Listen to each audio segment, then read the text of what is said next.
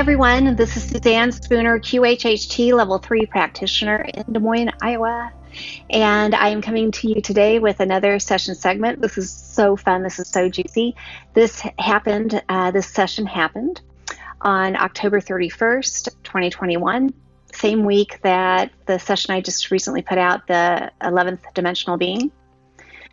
Same week. It's a very juicy week in my office. So this session I am calling a Galactic Special Forces Team of Misfits. It's awesome. It's the lifetime that she went to. It's not only what you would call a past life, it's a concurrent life, a parallel life. It's all that in a bag of chips. So there's just so much going on here from the very beginning.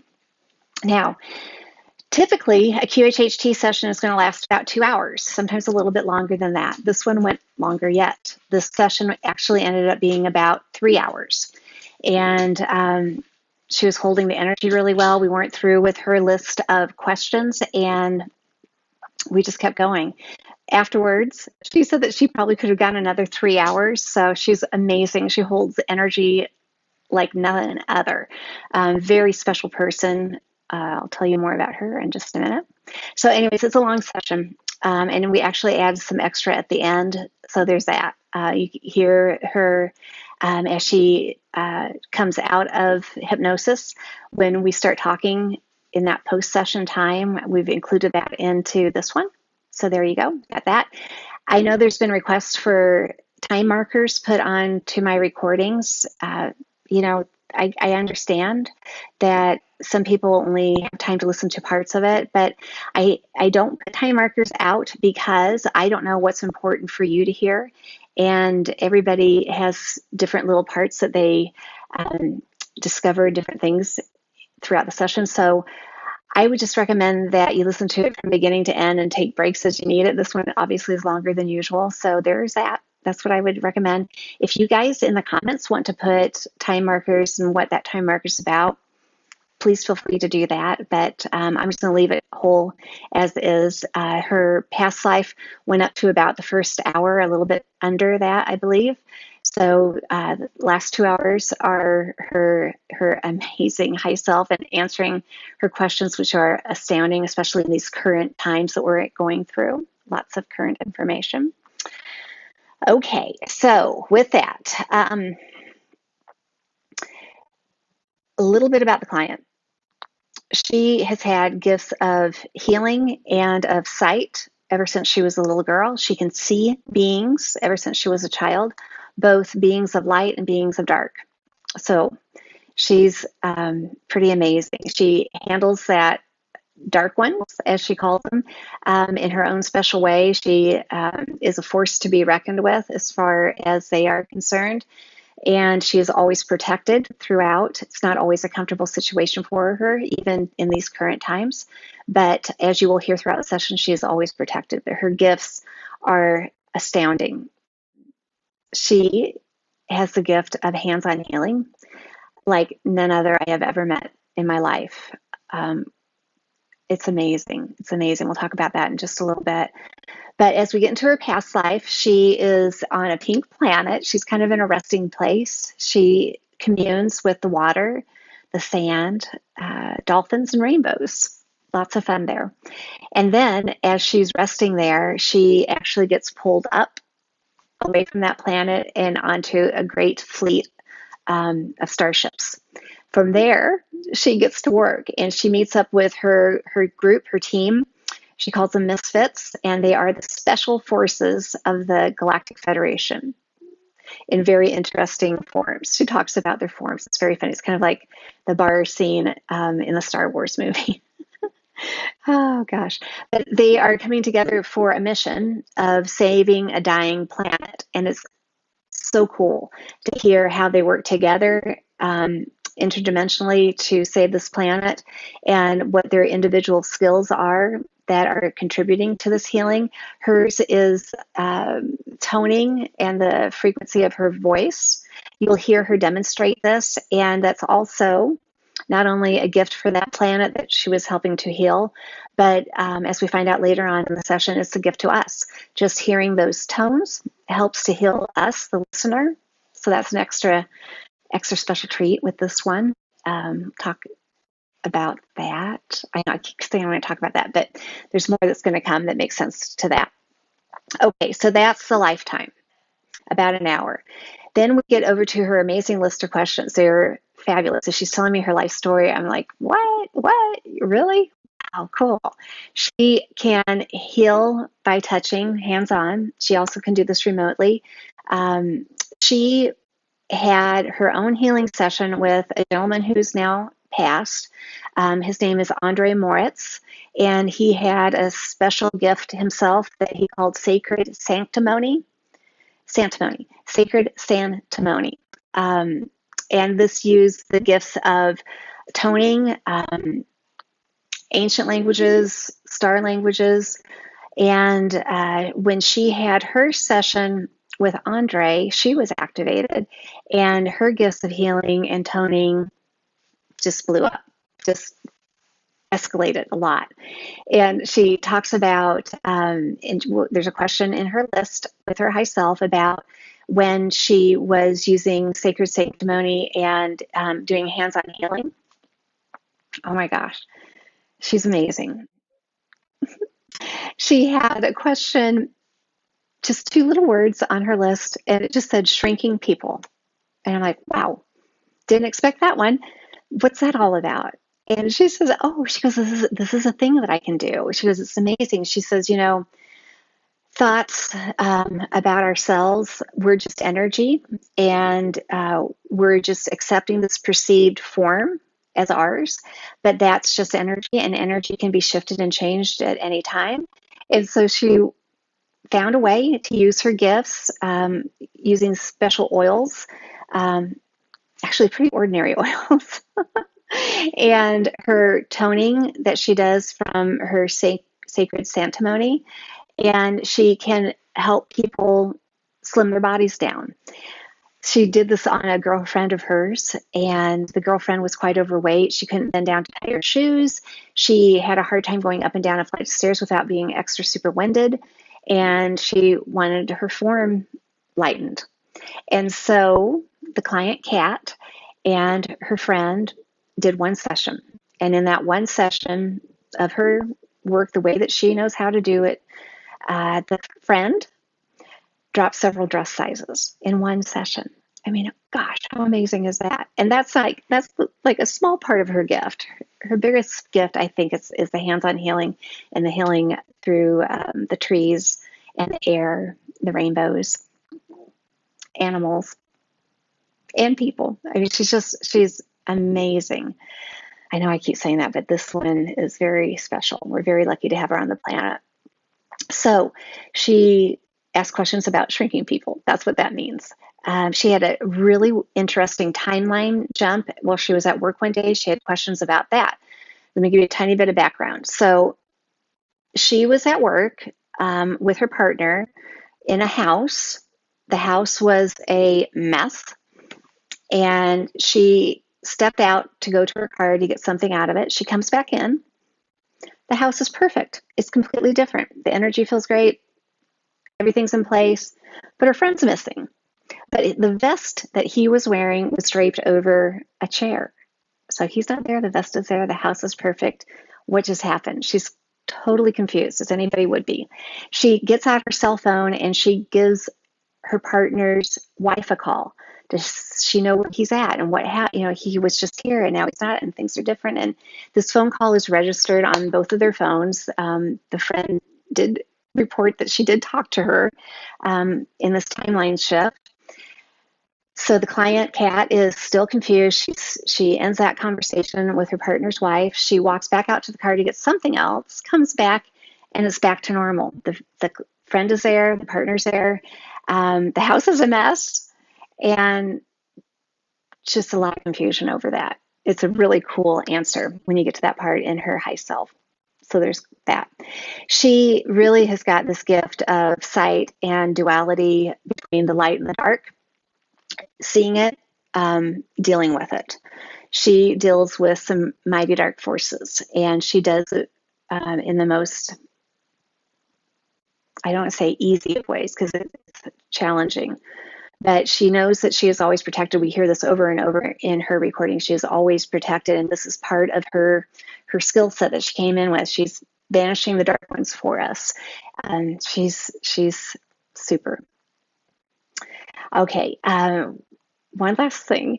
There are some sound issues in this recording. The energy was, as you can imagine, off the charts, and so there's times where nothing has changed with the recording device. I haven't moved in the room, but all of a sudden you'll hear me sound really far back in the background. And sometimes her high self gets over exuberant, very impassioned about what she's sharing, and she blows the speaker out. And so I want to just say great thanks to Joe, the producer. This is the gentleman that puts all these clips together for me.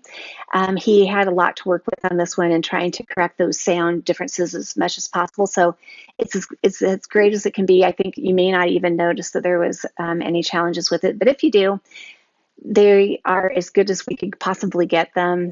And thanks again to Joe for all the work that he did on this one. Okay. I know you guys are probably going to want to get in touch with her. She actually reached out to me recently and wondered if she videoed a session where she's shrinking a friend, changing their form, if she thought we would find that interesting. I'm like, yeah, we would find that very interesting, Kat. And so we're hoping that she will get that together. If she does, I'll be putting it up here with her permission. I want to see it. I'm just so enthralled with that thought. We all have these gifts that are so amazing, and it's fun to reach that plateau where somebody can demonstrate these gifts that are coming. It's 5D, it's 7D, it's everything that's coming. So if she decides to put that out, I will let you know. She has clients that she works with. She's not ready to put contact information out. She's very under the radar. But if she decides to become more public with her healing sessions, I also will let you know. Okay, so I think that is it for this one. It's pretty awesome, pretty extra awesome. All right, so a Galactic Special Forces Team of Misfits is the title. You can always reach me at SuzanneSpoonerQHHT.com. That's it. I hope you guys have a great day and enjoy listening to this recording. Wait. Sorry, there's one more thing. I wanted to read this to you just real quick, just 3 little paragraphs. It was an update that she did 2 weeks post-session, which kind of, again, helps explain the session. She says, this has been the most amazing couple of weeks following my QHHT session after having a heightened awareness of my higher self and increased communication. I was given the information that the planet I was seeing during my session is Earth, and I am sending and receiving information simultaneously with myself and the Special Forces Star Fleet. Oh, how cool. I am on the ship and here at the same time reporting. This is where we get into the simultaneous concurrent life.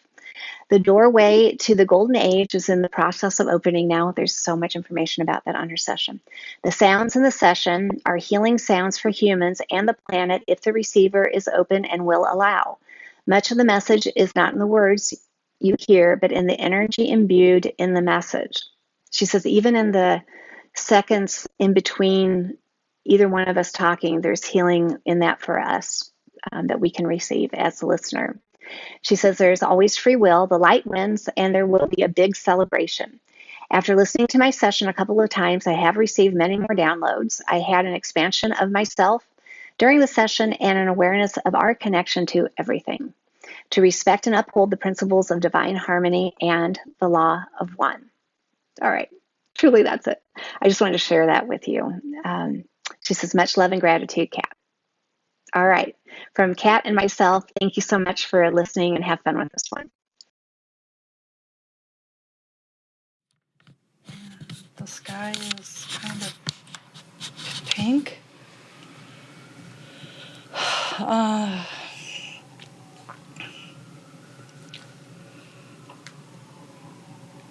don't see anybody there.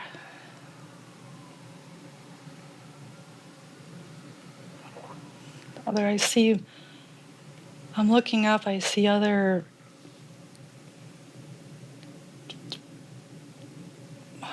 think they're planets or something. They're balls of light. Kind of it's almost like a mirror.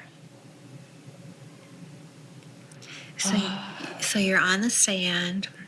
You're seeing rainbows and dolphins. Yeah. And these planets of light. Mm-hmm. And you said the sky is pink? Kind of pink or purpley and kind of...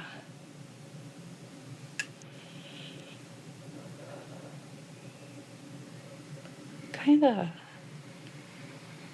mean, let me look a little closer. Looks like it's...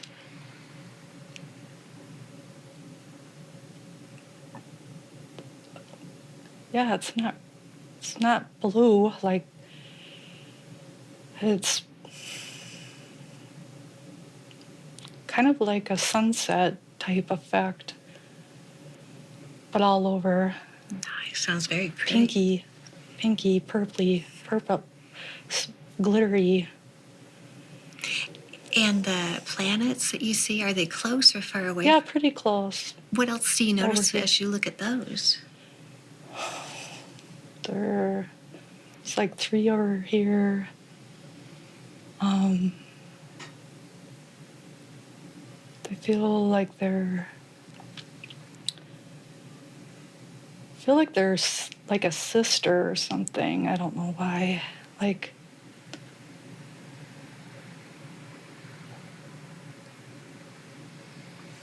a sister in what sense? Like a sister planet. Okay. And is that what you meant by the mirror? Yeah, they're kind of like out there. It's kind of like a mirror. Okay. What do you notice about that planet as you look at it? It's just kind of sitting there in the sky, sort of. Do you notice colors? Or? Yeah, everything is sort of like living in a rainbow almost. Like. Oh. And does that feel similar to where you're at on that beach? Or is it different? The the sand is very, very white. The water is really blue. And the dolphins they're happy, they're laughing. Oh, they are.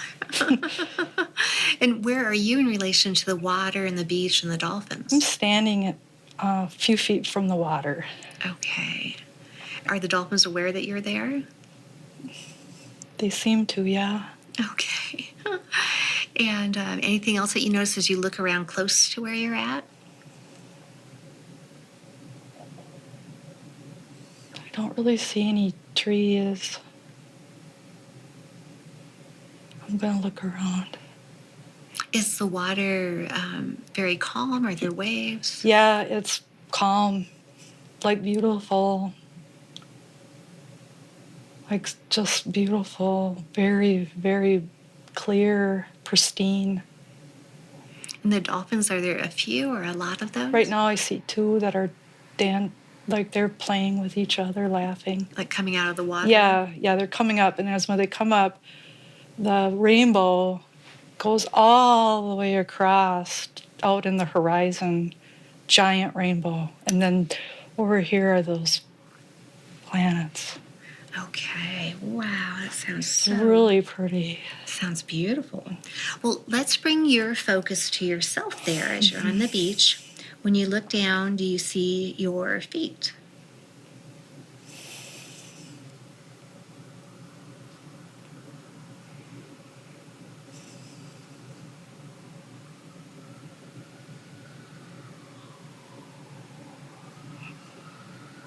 I see my feet. Do you wear anything on your feet? No, I'm barefoot.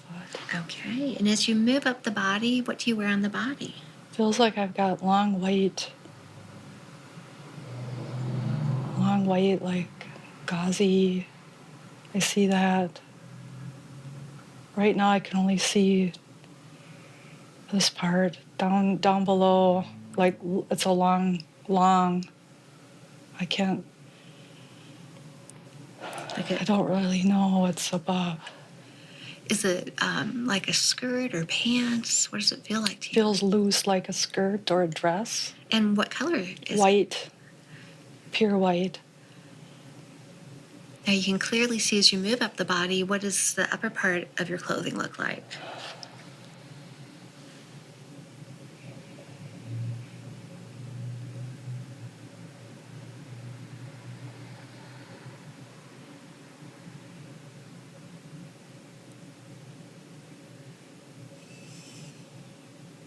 That's the first thing that comes to mind about that. Feels like a dress. Okay.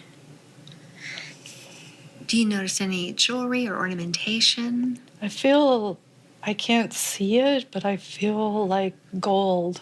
Okay. Do you carry anything in your hands? I feel like I have something in my hands, but I can't place it right now. Okay. It's feels like it's has a purpose of something. It's something in my hands, but I can't place it right now. Does it feel big or little? Feels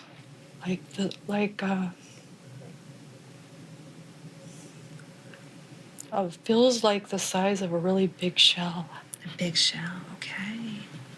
And just go with your first thought, the important purpose that it has, what would you say that is? I call out with it. Okay. And what is it like when you call out with it? Beautiful. It echoes. It has a beautiful sound. And what would make you want to call out with it? I always do.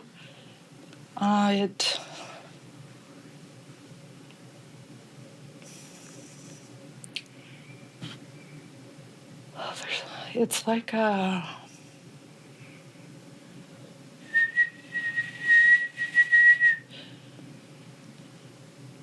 And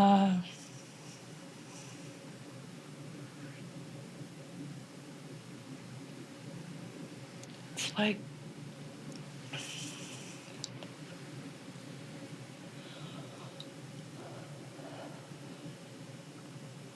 I do that, and then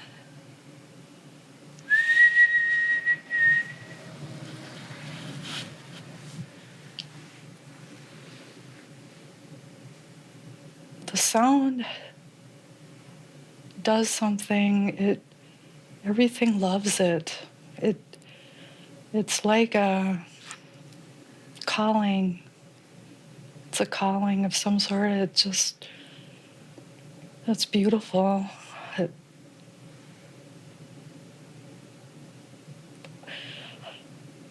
I want to use the word peace, but it doesn't apply there because it's a peaceful place. It's the way that it's not. It's already peaceful. What it does is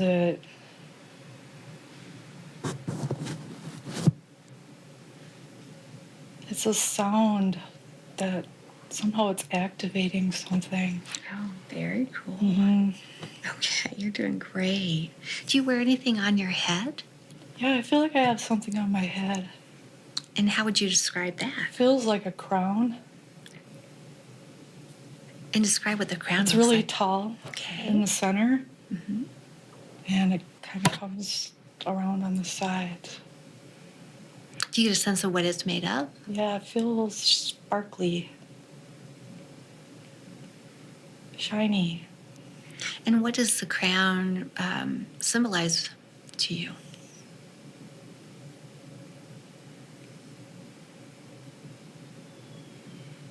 I'm not sure. I've always had it. I always have it.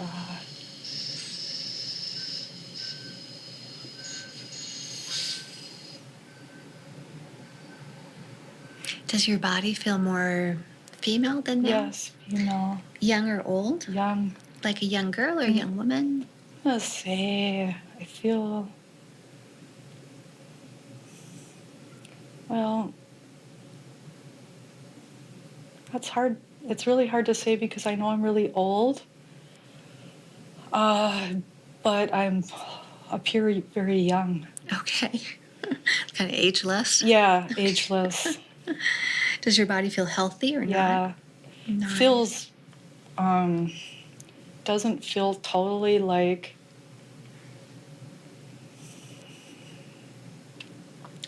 I have a body, but it doesn't have any weight to it, kind Okay, of. all right, I understand. So not quite like a physical body? Yeah, I can see it and everything, and I can move it and everything, but like I could just glide along, you know. Okay. Oh, wow, that's really cool. How does that feel for you as you move Cool. around? Cool. Okay. And so how do you spend your time? What do you do?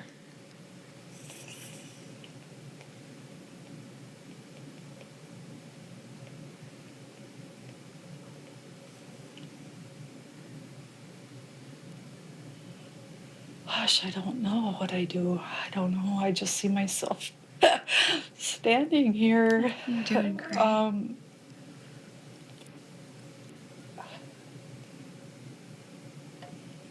It's odd. I just, I'm just standing here. Does it feel like that place has others in it, or is it just for you? Well, that's what I'm wondering. Um,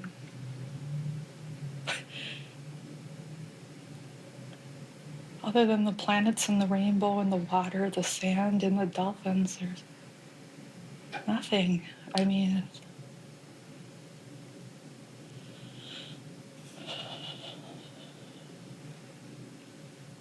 Does it feel like there's a place where you reside, where you stay at, or does it not feel like that?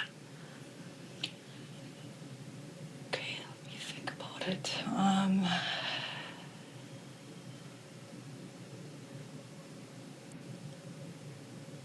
Okay, I can fly around. Okay. I'm gonna just fly around and see if there's something here.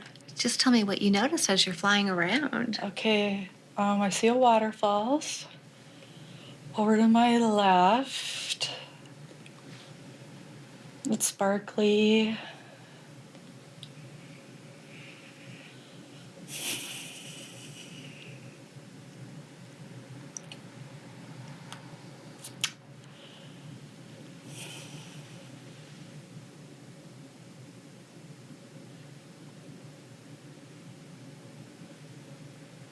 Feels kind of, the space I'm in sort of feels like the edges taper down, like sort of like I'm in a round thing, or like I'm looking at it. Doesn't feel flat completely. It feels like I'm in a, almost like a globe. Okay. Yeah. Describe what it's like in that globe. Is it little or big? It's, I don't know why I was going to say it. It feels manageable. Okay. I don't know what that means for sure. As you look around inside the globe, what do you notice?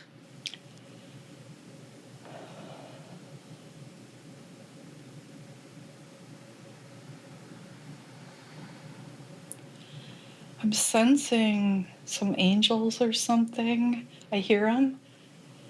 I don't see them right now, but I can hear the sounds. What are the sounds like?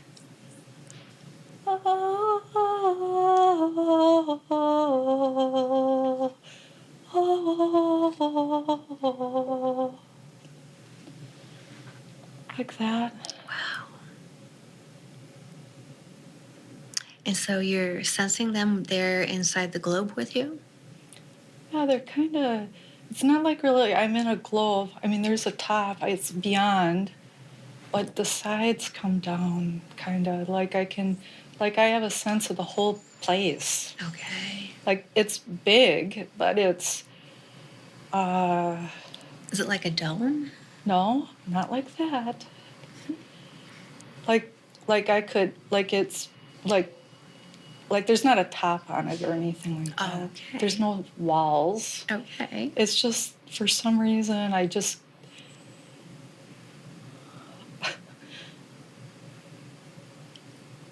Yeah. That's where you flew to?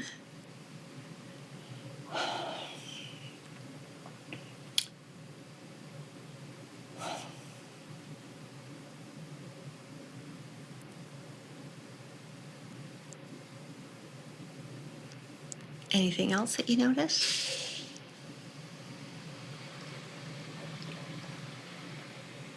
I just wish somebody would come by that I could talk to, but we don't really talk.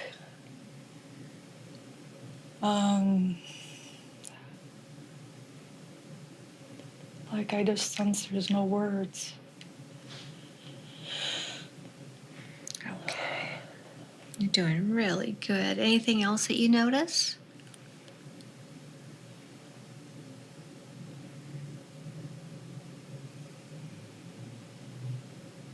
No, there's just nothing. I just can't. There's nothing. This is all the same. All right, well, let's do this. Let's leave that scene you're looking at. Let's drift and float to an important day in that life that you're viewing. Drifting and floating to a day when something important is happening, and now you're there. And now what do you notice?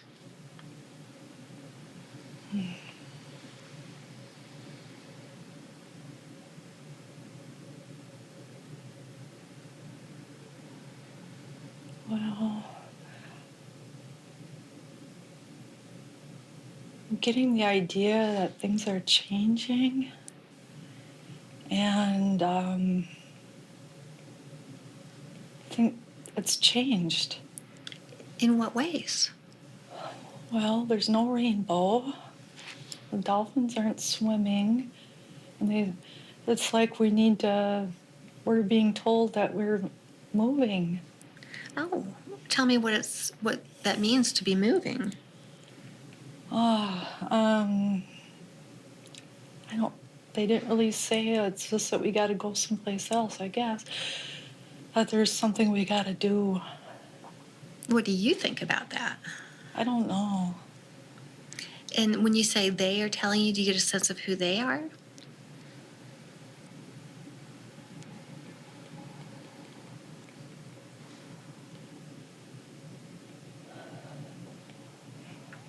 Feels like the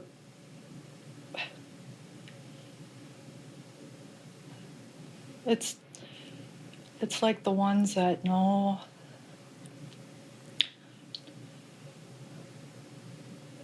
the ones that hear the sounds and the ones that know the planets and the rainbows.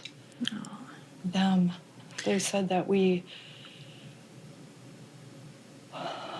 needed somewhere and that I don't see the sky is not pink. The rainbows are gone. The dolphins are gone. I don't know for sure what. I know it's okay, but I just liked it here. Okay. Do they give you any information about where you're going and why you're needed there?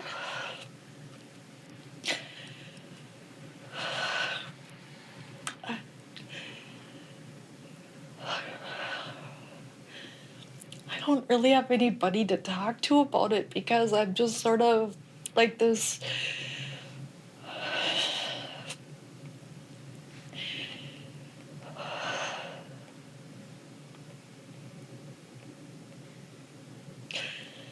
Okay, I'm gonna try to find out.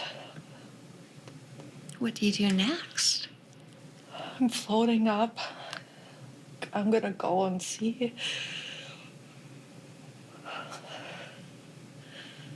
what it is. And what do you notice as you're floating up? Everything's kind of getting dark.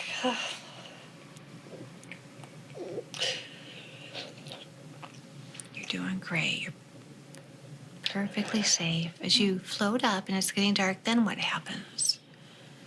I feel like there's a bunch of us we're going through we're being I feel like we're going through a center of some sort, like we're being accounted for. Okay. And we're all different. We What are, all look different. what do the others look like? Well,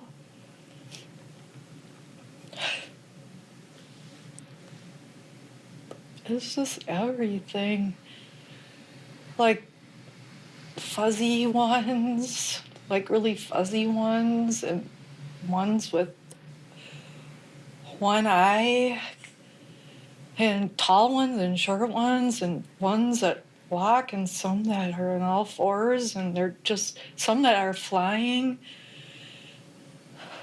And there's somebody like I can't see if it's a person or whatever, but they're waiting for us, and we're going through and being accounted for, each one of us, that we've arrived there. Okay. The place where you arrived, what is that like?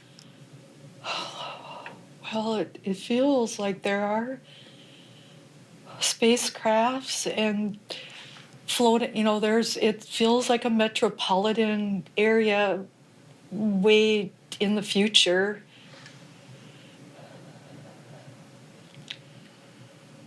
Like it's busy. It's very different from where I came from. And so as you're accounted for, then what happens?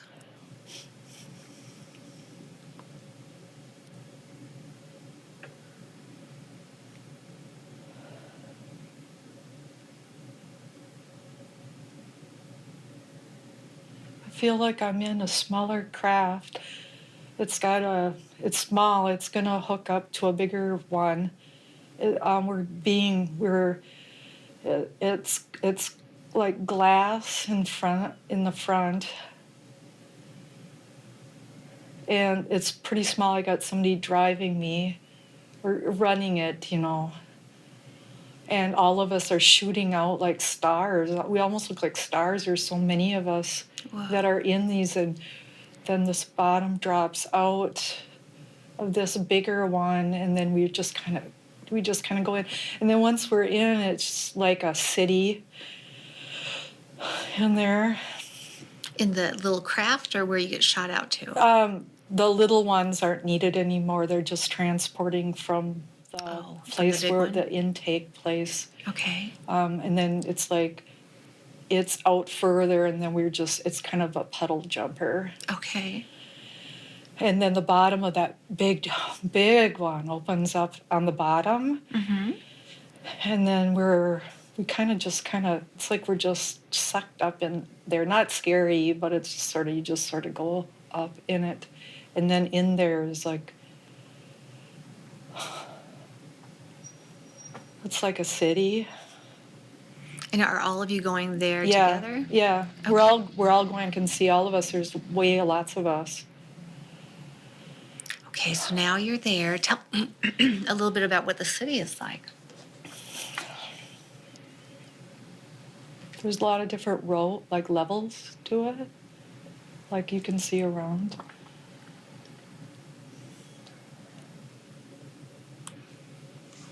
I'm not really sure. It just feels really big, and then there's many levels to it, and I can't really see like out of it.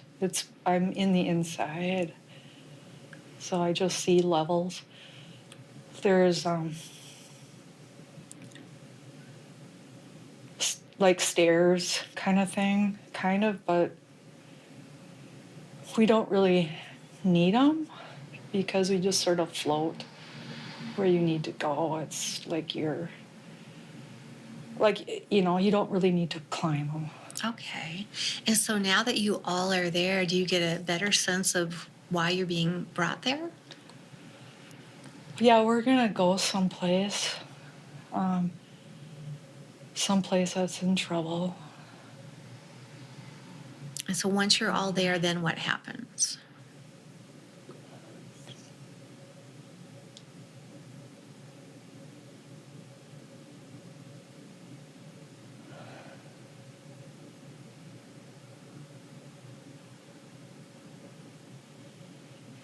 I'm thinking, how is this going to work? Because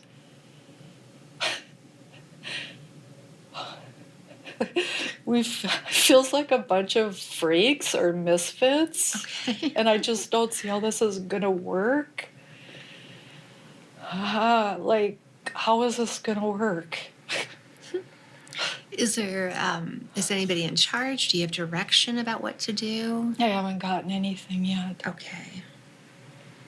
Okay. So then what happens? I'm starting to sense that we're getting closer to where we're going. We're just about there. What do you notice now that you're getting closer? I can see a planet. It's in my awareness. I'm not looking out at I'm not looking through a window or anything. It's just, you see it. Okay.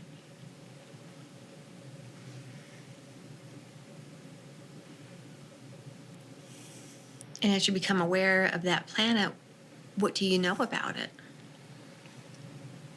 It feels like it's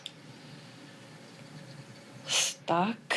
It feels like it's lost its heartbeat. It's like it's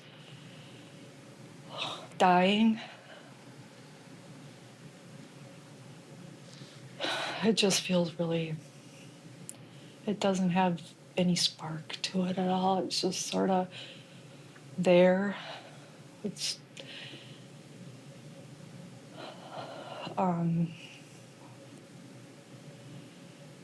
it's just hanging on by a thread, just a thread. So then what do you do?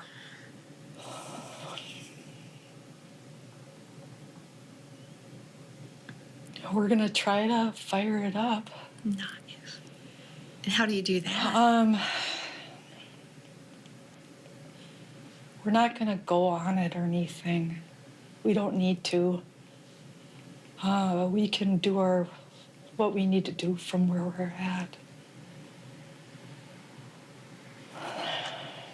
And just describe for me the best you can about how that all happens. Well, every one of us have different gifts that we were brought to do this, and I have this sound. And it's a sound that this planet recognizes, and it's kind of like a mother bird calling, her little ones. They recognize each other. So the sound kind of wakes it up, because this poor planet has just given up hope. It doesn't know what to do, and it's just sitting there, and there's all this there that's just all clinging on so desperately. Oh, it's really sad. Really, really, really sad. Nothing. Everything is just clinging on to a shred. So that it gets woken up a little bit? Yeah, there are some people that I got the one next to me somehow can do these some sort of like energy balls or something, that there's like they're doing like the person, it's not really a person, but I'm going to call it that. I don't know what else to do. They can light up these, they see it now. I'm seeing it through their eyes. They can see it like it's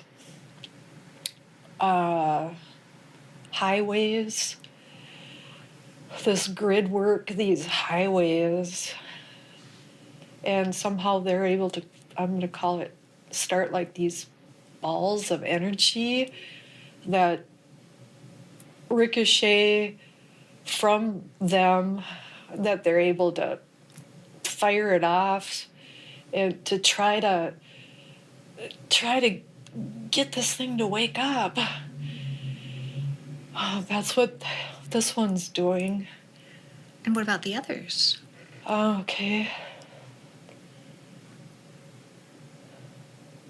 Some of them are, I'm getting some of them are angels, like angelics, angels. And I'm being told that they came with lost knowledge, that they're going to try to, like someone that's giving up hope, they're the voice of reason.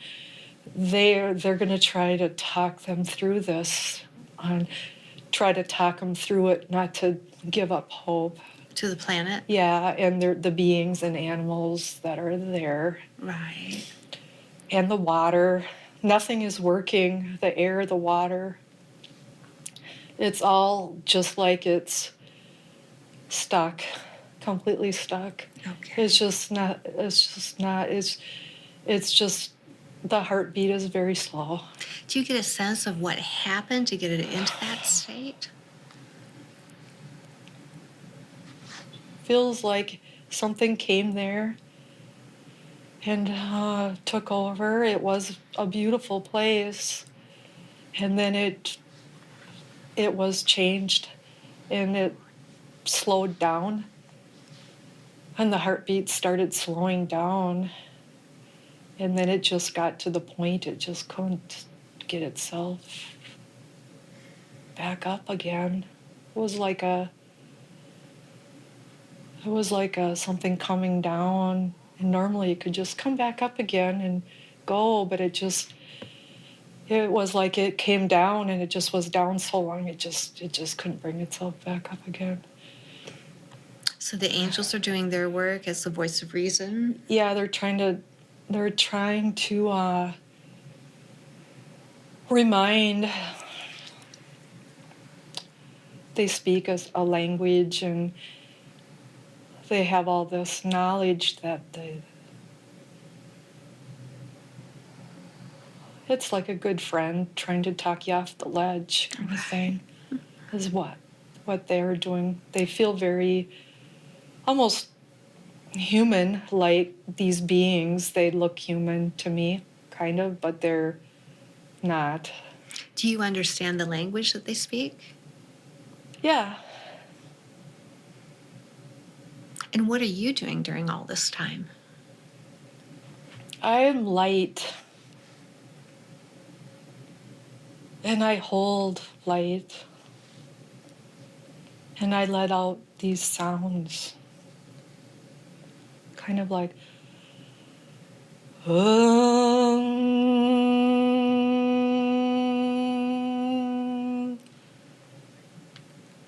It's almost like being in the womb effect. I'm just bringing it out and holding it, holding it, holding it while the others do their work. I'm holding it.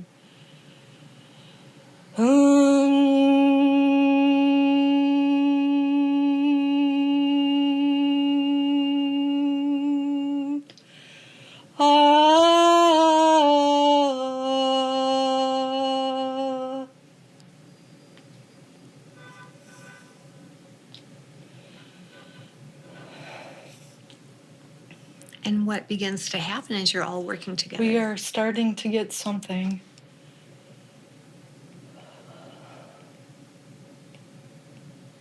Something coming overhead. Again,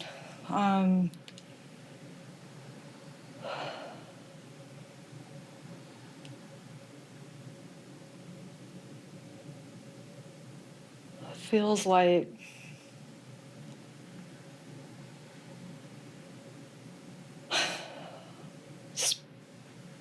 beings.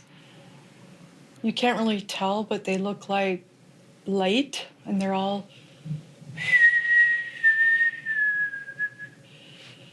going down, like bunches of them.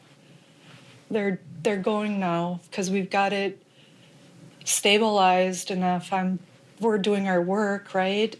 And now they can go down. Or it's not really down, it's out. It's down and kind of out.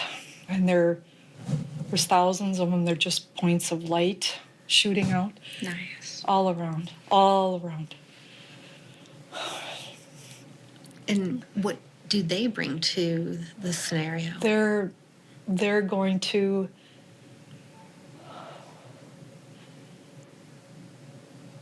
they're beings, they're points of light. It's almost like they're going in and lighting lanterns. It's not lantern, it's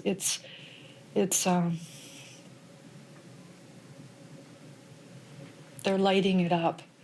They know where they're going. It's planned. And they're going and they're light, and it's almost like they're lighting a lantern, but it's not really a lantern. It's hard to describe. They're lighting up. They're trying to ignite and light and bring these dead zones, energize them. Nice. And so what do you notice happening after that?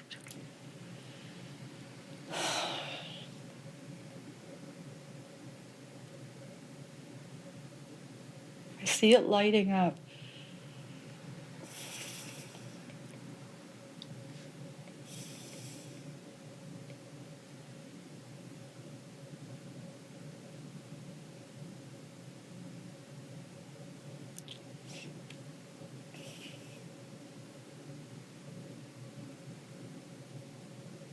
And you're still holding that Yeah. space? Mm-hmm. And how does the planet respond?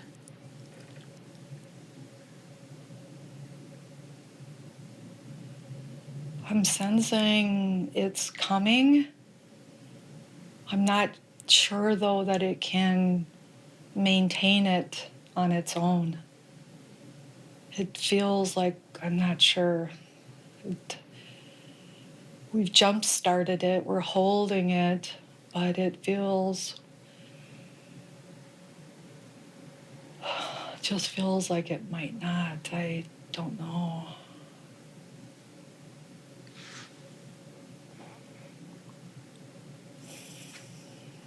So does it end up being able to maintain it?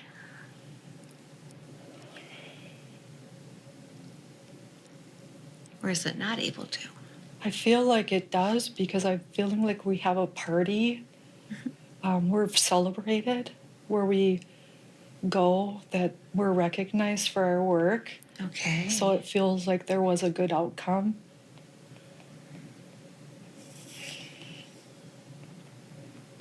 How does that make you feel? Really good. Like that. Mm-hmm. This whole little team of misfits did an excellent job. I was wondering how that was going to work. It worked out really good. It sounds like.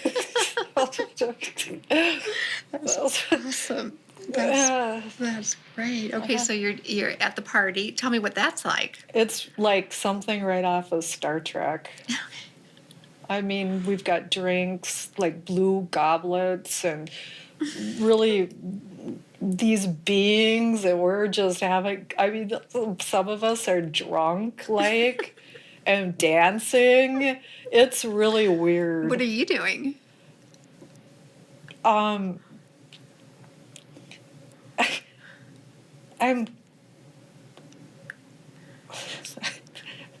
just kind of watching.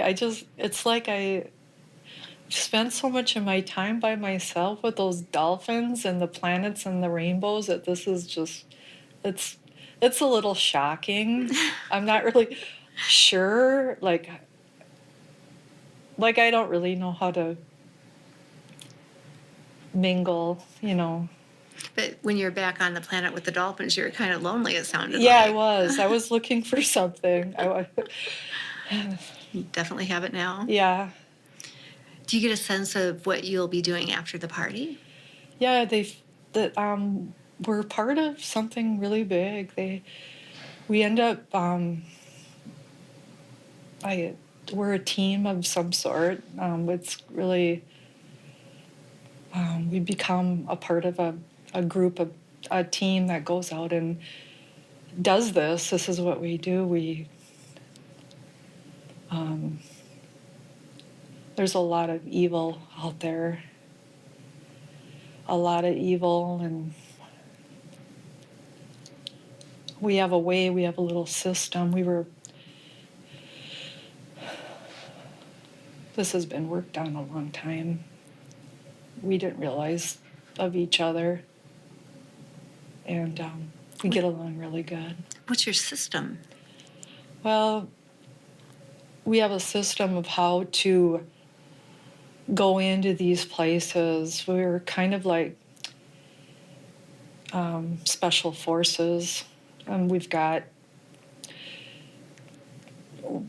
been groomed, to do this, and somehow we just know what each other's thinking and what they bring, and what it's a knowing. We just know. Nice. That must be nice. It is. It feels really good. We're just cleaning up the place. So you go from one place to another? Yeah. Interesting. Anything else going on there that you noticed that you want to mention?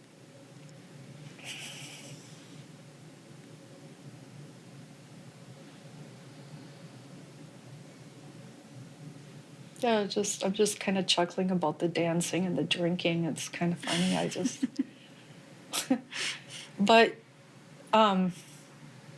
there's a sense that we want to have fun. A sense of there's peace, but it's we joke around a lot. It's not gloom and despair and just angels and stuff like that. We have an awareness of this, but there's very much a sense of, we go about our day and we like to joke and have fun and stuff.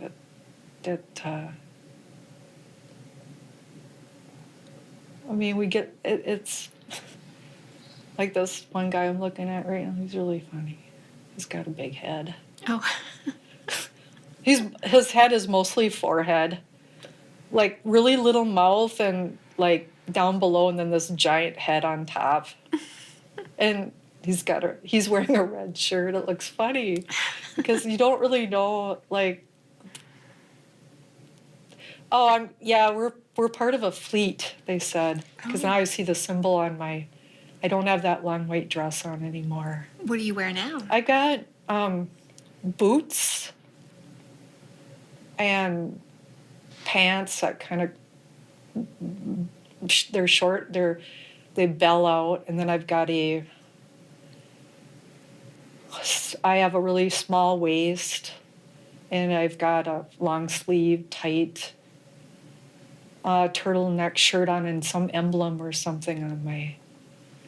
What does your emblem look like? It looks sort of like an A, kind of like an A with a bolt on it or something. Okay.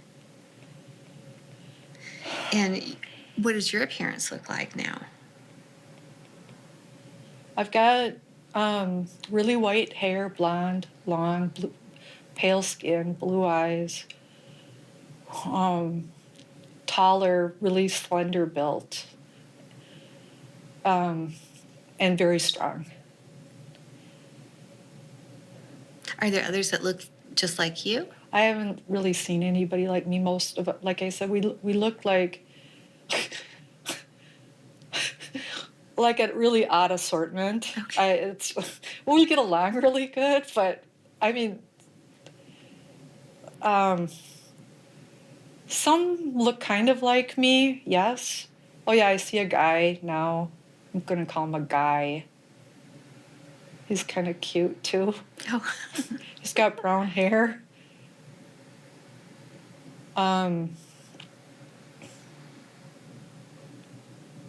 Well, there's some that look kind of like bears. They walk upright, though. They look like bears. And then some that kind of look like, that have long necks. Some that are walking on like long, skinny forelegs. We don't care, though. Doesn't matter.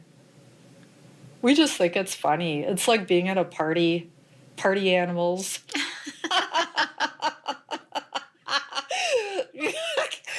Oh my God. Oh my That's God. awesome. But these fleet, they don't look right in these shirts. That's really weird. It's kind of like a uniform? Yeah, it's a uniform because we're part of a fleet. Okay. Some have red shirts, there's different color shirts. Like that really good looking guy is wearing red. Mine's more of a blue. That's so interesting. But you all get along. Yeah. You all have your own roles Yeah. that help the collective. That's so great. Okay. Oh my God. Okay, so let's do this. Let's leave that scene you're looking at. Let's go ahead and go to the very last day of that life, the very last day, and now you're there. And what's going on? Why will it be the last day? Well, we're not needed anymore. Do you get a sense of why? Yeah, there's peace throughout. It's all been done. Wow. Job's complete? Yeah, How do you feel about that? good. All right. And so do you get a sense of what happens to your form, your body?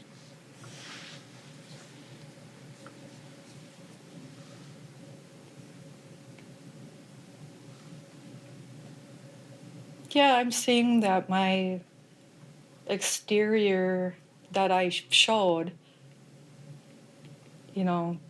what I chose to be, I just have no need for that. Okay.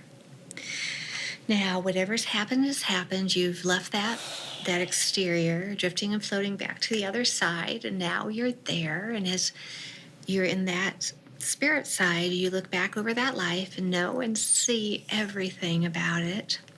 What were some of the lessons that you learned in that life?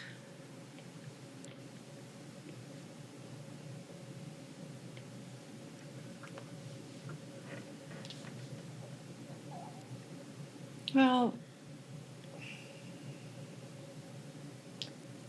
there's no separation from anything where we choose.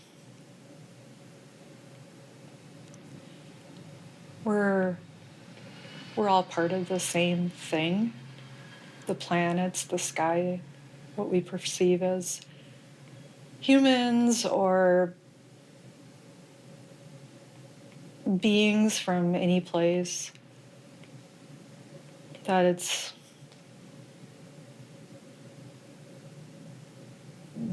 we're just part of, it's not separate. It's just a mass of energy. It's just all energy. Perfect. Now, every life has a purpose. What would you say was the purpose of that life?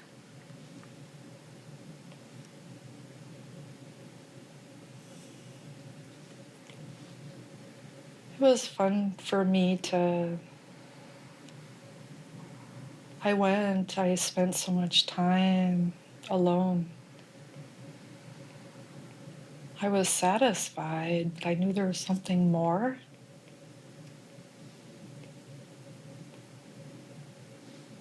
And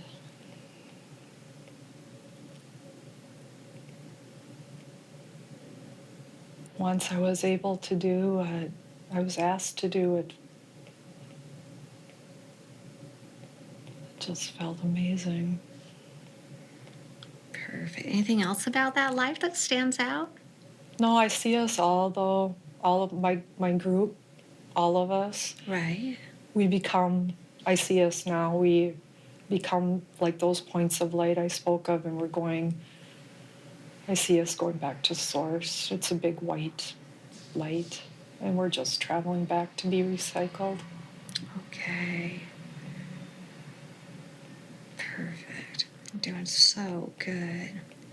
I know you could have brought forth many different lifetimes for her to see today. You showed her this amazing life where she was first on her own on this beautiful planet and then part of a fleet helping many different places and beings. Why was it important for her to see that life?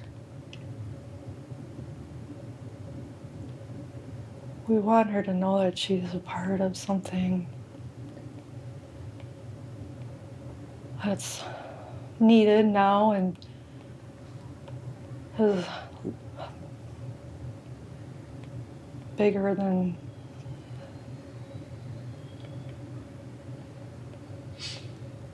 she can imagine.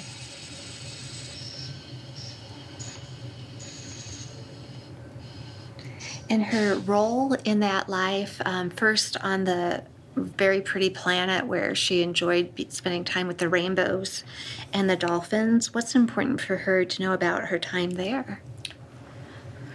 That's where she spent learning a lot of her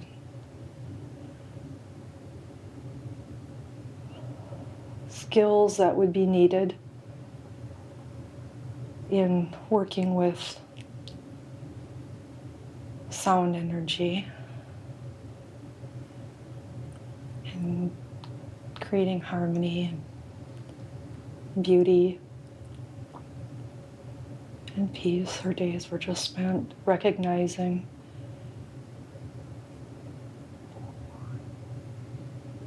and just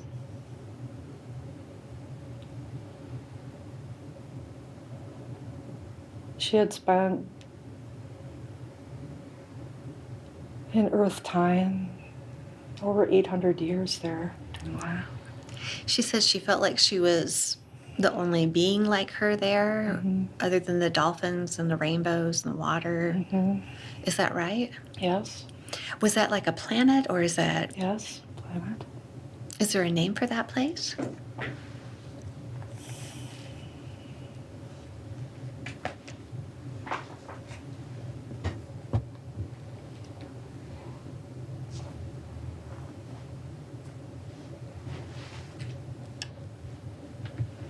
I can't find the word for it. Okay, no worries. I was just curious. And then she's with her lovable group of misfits. And they're traveling, doing great work, helping revive a planet, amongst other things. Why was it important for her to show her within that group? She feels like a misfit. And in a lot of ways she is, because she hasn't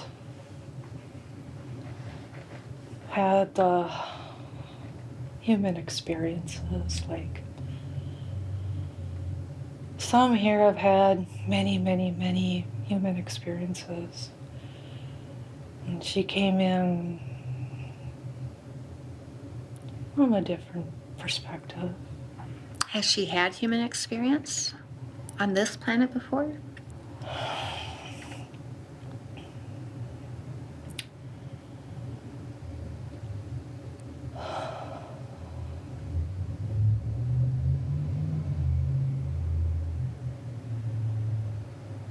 Not like she was here a long time ago for a while. What was she doing then? Working with crystals. Oh, tell her a little bit about her time then. She worked in a crystal city, working with energy.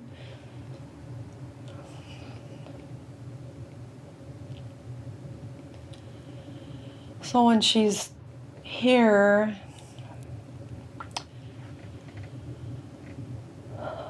she perceives things differently than most people can feel. And some of her experiences she has to borrow, because in order to relate with people, she has to tap into their stories in order to understand. Right. And that can be difficult.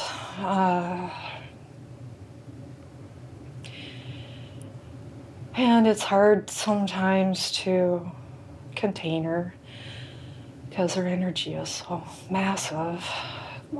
She's in this human body, but she's, out and about because her body, her energy is so massive. She's everywhere, all knowing, all being. And so she's kind of masquerading around as a human, which can be difficult, of course, to do. I think she's done very well. We're very proud of her. What she's been able to do here. It hasn't been easy, of course. We understand this. She's trying to bring back information that she's been accessing in order so we can figure out what's been going on the planet Earth. So she's kind of an antenna working with different energy systems. It's a very unique time on the planet right now. Yes, it is. Are parts of the other Misfits, are they here as well? Not all of them, no. They've chosen other paths. Some have to remain back and wait for transmission. She decided to be this, and she felt she could. And she's being an intaker of this, collecting data that we're very much needing right now. And so some of our team has to work on the other side in order to, assimilate this information that she's broadcasting from, because you have to understand where she's all working with. She's working with the understanding the climates and the oceans and the minerals and there's these beings that are the unseen ones that are very much involved in this, and she's collecting data and communicating with them, trying to get, she's kind of being a little reporter out there, and also trying to keep everybody calm, because she's had the knowledge that in the end that we do reach where we need to go. So she's boots on the ground. But she does struggle sometimes because she's such a big energy, and she's communing with these different, beings and molecules, and like going in and talking to the ocean and talking to the winds and talking to the clouds, and then yet trying to be a human. She has also controlled a lot of the evil ones that want to come in. She sees them. They know she's here. And they're not nice at all. And she's always under attack. What is done from your side to help her with that?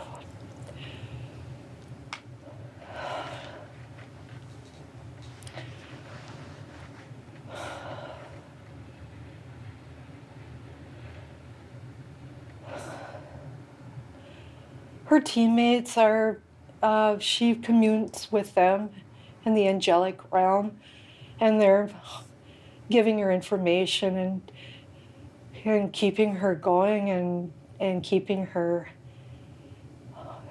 reminding her, because there are times that she falls trap to the human existence, and that can be very difficult because she's got big work to do here, and there's no time to waste. You said that she collects data. How does she do that? Yeah, somehow she has this ability to checks and balances. I believe it's from when she was in the pink planet with the oceans and all that. She gained that knowledge that she always was in balance. So she knows when something isn't right. Like right now, on the planet here, the air is not right. The oxygen is not right. The exchange here is not right. The rain is not right. There's a lot of things that are just struggling. And so she's able to, because she works with energy, she can read it and understand that she's collecting these data. She's able to collect the information and put it in some sort of format that others can understand. It seems technical.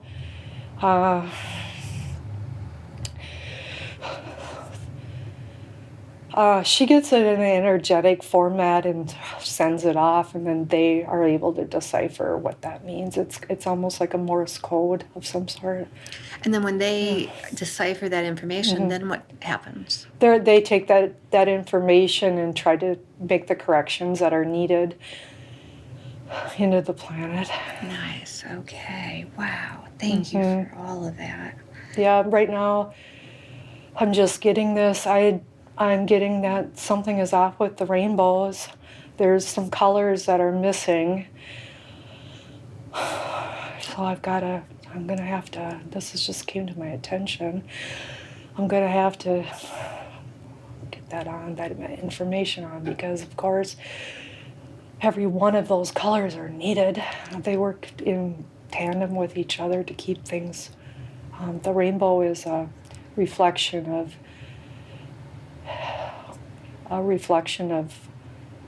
the health and the balance of, when you look at the rainbow, it gives you that information that all systems are in order. And I'm up in the rainbow right now looking, and yeah, there's some things that are missing. What caused that to happen, I wonder? Something shot through there. Something is, holes are being made somehow through, it's such a mess. Such a mess. So you're working on that now? I'm sending that information because I need the whole team to be working on it together. It's going to take a team. But of course, I'm used to working with these teams of beings. So, and they're used to me and know how I work. So it's really not a problem. It's just I fly around in my dream state, and then I'm able to collect that information. Nice. Well, as you know, she came into the session with lists of many interesting things that have happened to her. Would it be okay if we started in with that? Yes. Now, she stated that she feels her body is really at an optimal level as you scan her body. Is there anything that needs healing, repair? No. And tell her why her body stays in balance so well. She does a good job of, she has been training for years to keep her body as clear as possible to do her energy work, her light work. And she understands that she must keep her body pristine. She stays away from the doctors, of course. And she pays attention to what she drinks and what she puts in her body. And she's very aware of the life that was given, the plant life that was given for her. And she's aware that she's a light being and she needs to keep herself light in order to accomplish her mission. So she says having her body functioning at the highest and optimal level is where she would like it to be. Mm-hmm. Is she at that stage? Well, what I would like to see happen is if we could expand her in order to somehow, if her being could be expanded, that we could bring in more of her, that she would be able to bring in more of herself, so we could have, so that her boundaries aren't quite so limited.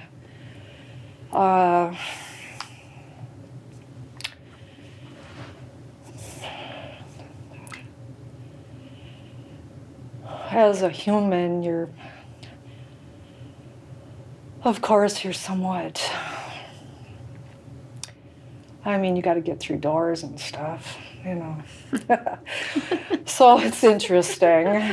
But to expand her, Yes. Explain how that happens and Yeah. what she'll notice differently from that. Yeah, I'm seeing that her energy bodies that go back beyond her being a physical existence, we can start occupying those spaces more if she wants to, and I don't see any reason why we can't just bump her out so that she can bring in some more of her energy so we can get this work done.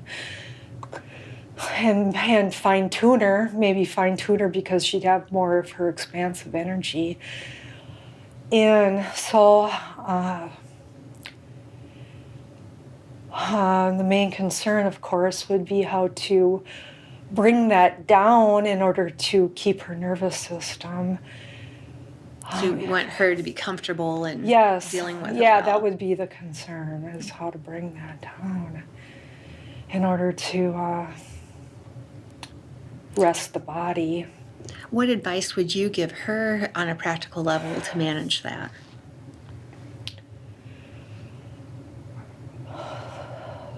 Okay.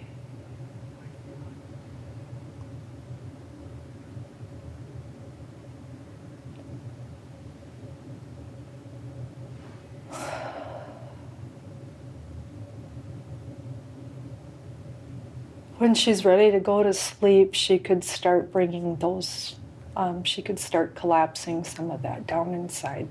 It doesn't need to be expanded. She's fully capable of going back to her soul group at night when she's trying to rest. She doesn't need to be all puffed up, full gear. Right. So she can, what I would say is she can start, collapsing herself down. She asked to restore all spiritual powers and gifts. Yes.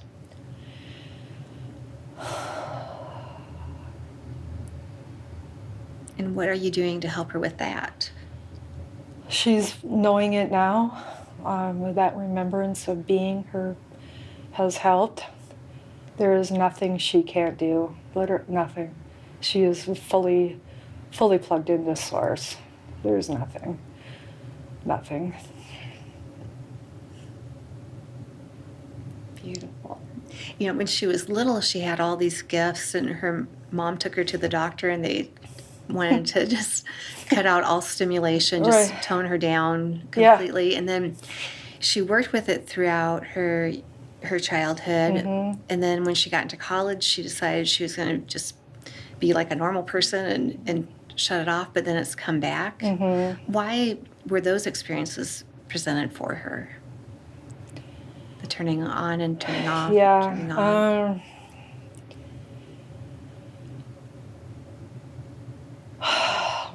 Yeah, when she was growing up, there wasn't any place for her. There wasn't any outlets for her to go, and we needed her to be accepted into mainstream. We didn't want her to be institutionalized or medicated in any way, because she had a big mission here. And so as she was gaining in her powers,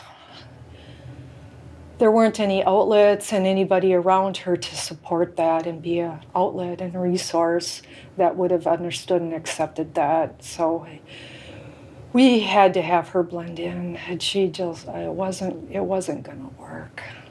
Okay.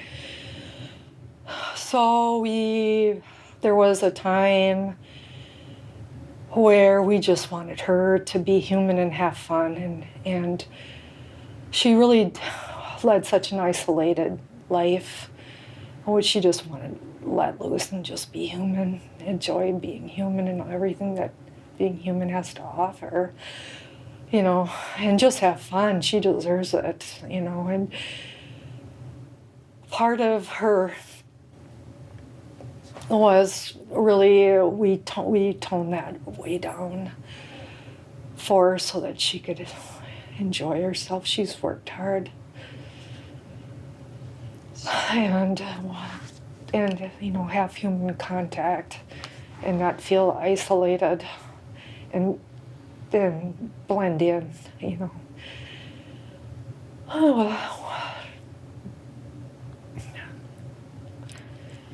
She wonders about 5G and higher negative effects on the body. Yeah. What can you share with her about that?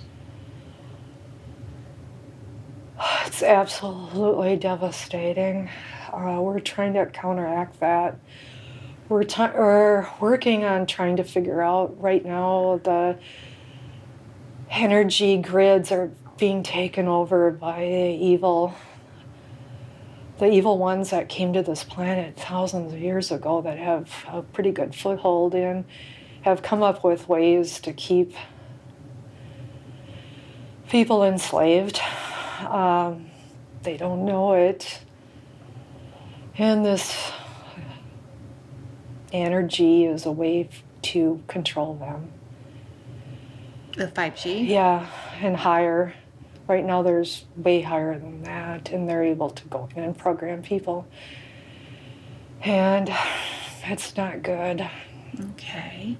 So what is being done to counteract that? We're trying to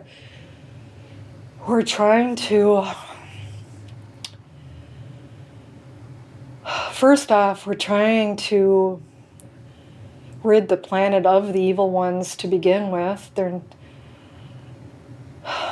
It's very ancient. They're very powerful, and they're claiming this place for their own. They don't want to go. And as long as they're here and they've got the power and the resources, they're going to keep going. They don't see humans as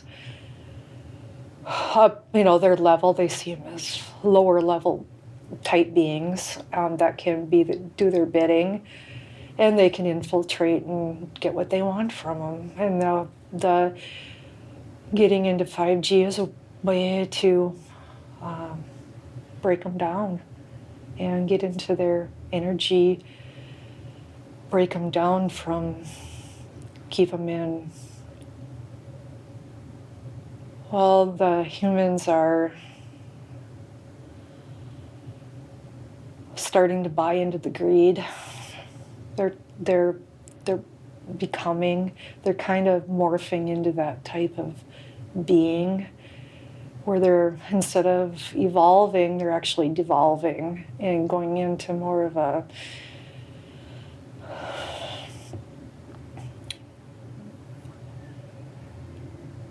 me, service to self, devolving, where they're getting to them. They actually have taken over quite a few of them that are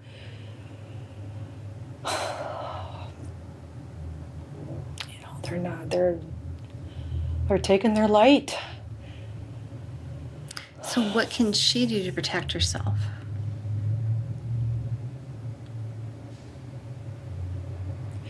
She's protected. She doesn't need to worry about it.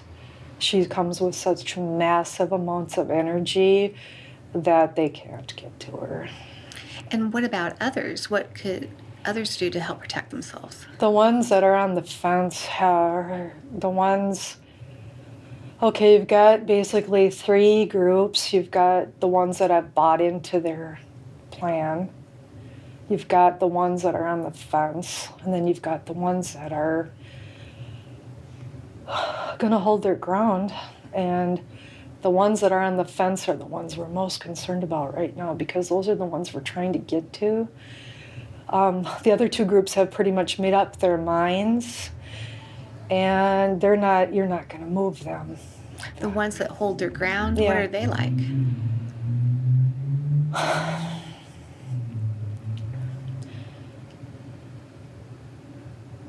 They're still, they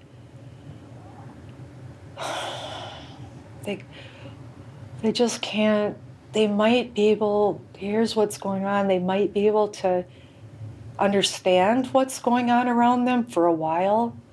They can't hold it. They can't hold where we need them to go.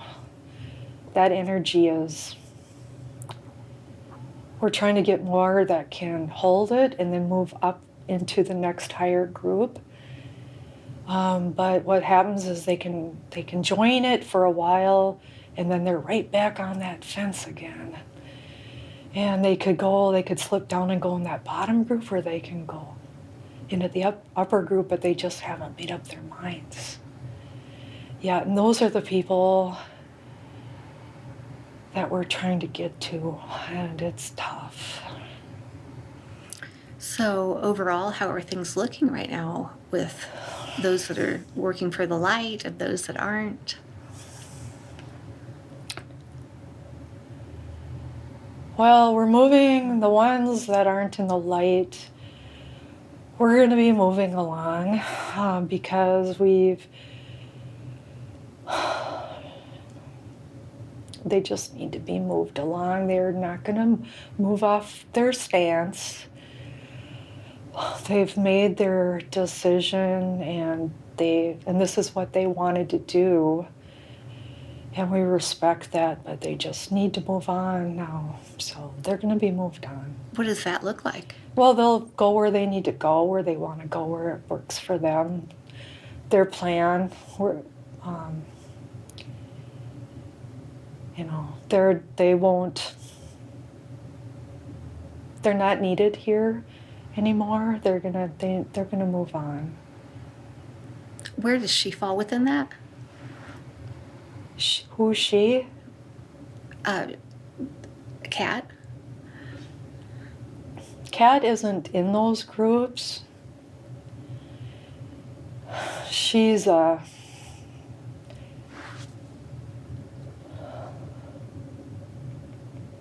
gonna call her an off-worlder.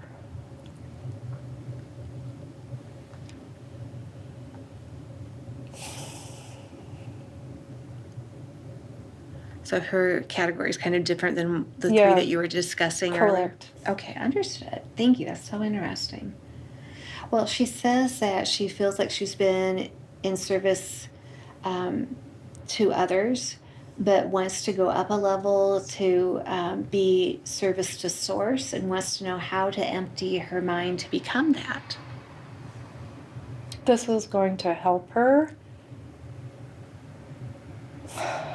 She's starting to see the integration of the human versus the higher self. It's not going to be a problem.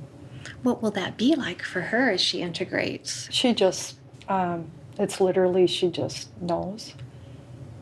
It's just, it's revealed, and then it's just,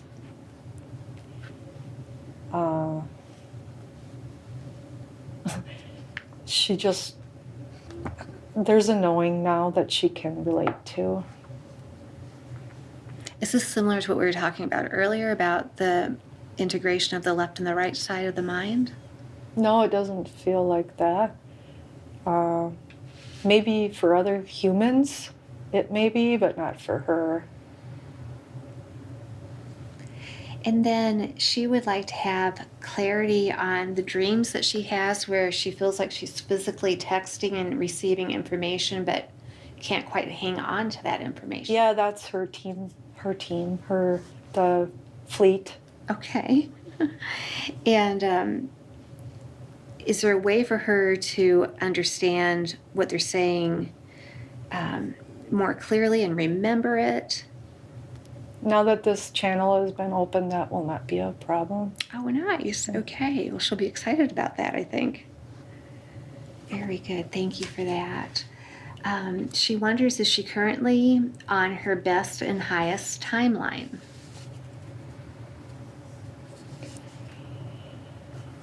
That's a difficult question because she doesn't really operate on timelines. Explain that to her. Well,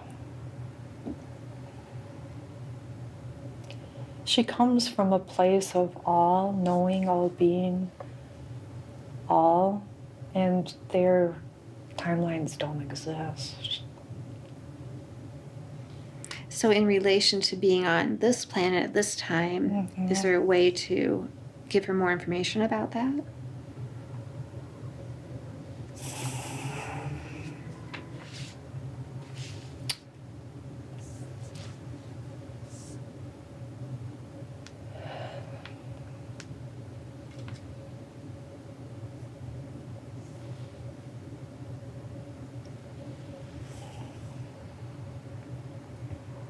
Or what was she seeking to understand there more clearly?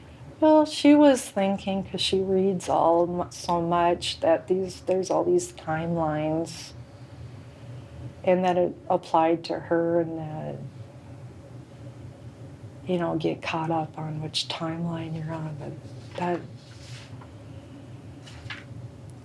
it just feels very man-made. It does not feel real. And she comes from a place where it's like trying to, separate a little tiny bit of air from the whole air. It just doesn't compute. It just doesn't make any sense. That's actually a very good analogy. That's really good. I think she'll get that, don't you? Yeah. That just doesn't make any sense. Why? Why would you want to? Oh my God. Must be the human brain, right? Yeah, it doesn't make sense. It's the human brain trying to make sense out of it. Right. It doesn't make any sense, and it's trying to figure it out, and right. And then also humans see ascension as climbing up a ladder, like you're going up these rungs, like and that you can just magically go to a class or something, and now they're claiming you're going to be a fifth dimensional being, and I just wish people wouldn't fall for that. So explain ascension from your perspective. Ascension is so easy. It's just making the decision. It couldn't be any easier. It's just a thought. It's just a decision. You don't need to go to a class, and for someone to charge you $1,000 for a weekend to take you into the fifth dimension is ridiculous. I mean, it's ridiculous. So they have the thought. Yeah. And then what? It's just, this exists. Do you want to be a part of it? If you do, you're in. You're in the car. You're off. That's it. That's all it couldn't be easier. Okay. It just could not be easier. It's here. Do you want in? Come on with us. You're in. You don't have to pay a dime. Just get the car. You're in. We'll take you. It's free. And when you make the decision and you're in the car, then what will they notice? A massive shift. Everything changes. Everything changes for them. Everything that they think is, seemingly important may not be. It's just a whole different world. The lights are on, baby. Come on in. You had no idea what was in this room, did you?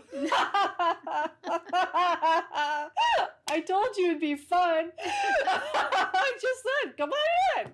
I'll flip the light on. Look at this. Oh, you can go to merry-go-round. You can do whatever you want. You want it. You put it in your head. It's there. You want to ride a unicorn? Why not? Go ahead. I don't care. We all can. It's fun. You want to jump on a candy cane and go to the moon? Go for it. I don't care. God, it's so much fun. Just knock on the door, say you want in, you're all in. Lights are on and you aren't going to believe what you see. It's beautiful. Okay. Oh my God. Oh, that's beautiful. Thank you. She wonders, what is her place of origin, her home? We knew she asked this question, of course. And she's not going to like that. We can't really put a name on it because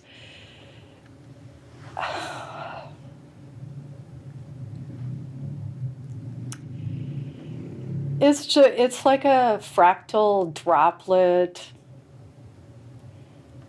of the all. You know, the name isn't necessary, and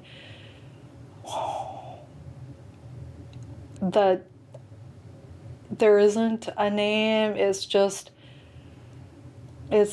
a part of the sum, if that makes any sense. Okay. And she's curious about what is her soul's mission. Oh, she's on it.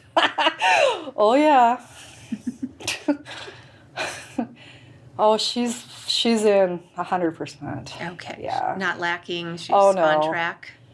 Oh, no, she's surprised us a couple times. In what ways? Oh, she's ventured out a couple times. We couldn't believe it. A few times she actually, ventured out. Like, meaning going off of her path? No, not that way. Just, being bold and beautiful.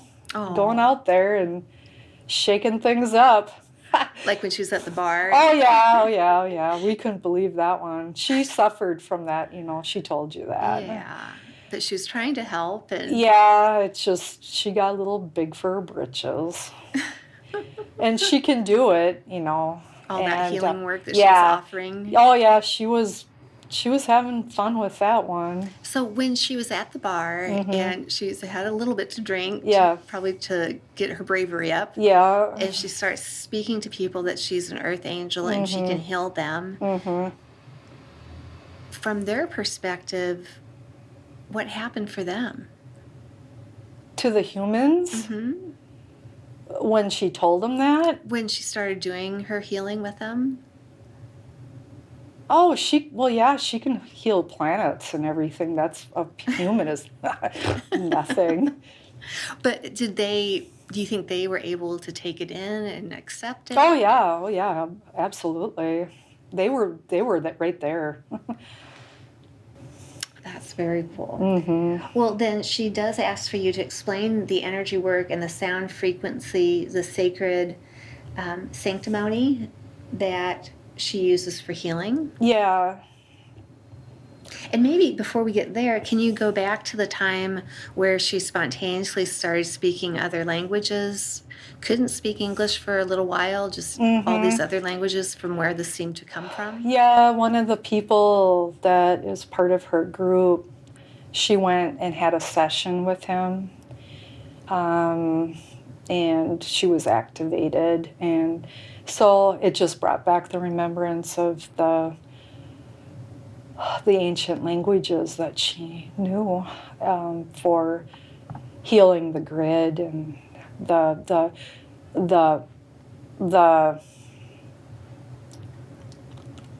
sounds of the universe.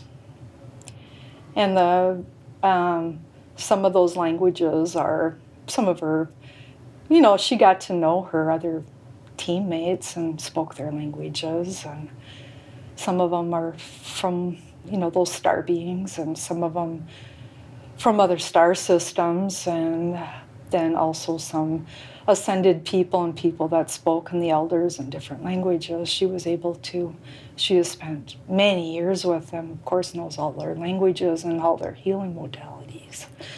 So they would sit around. You know, they had a lot of fun together, and they would sit around and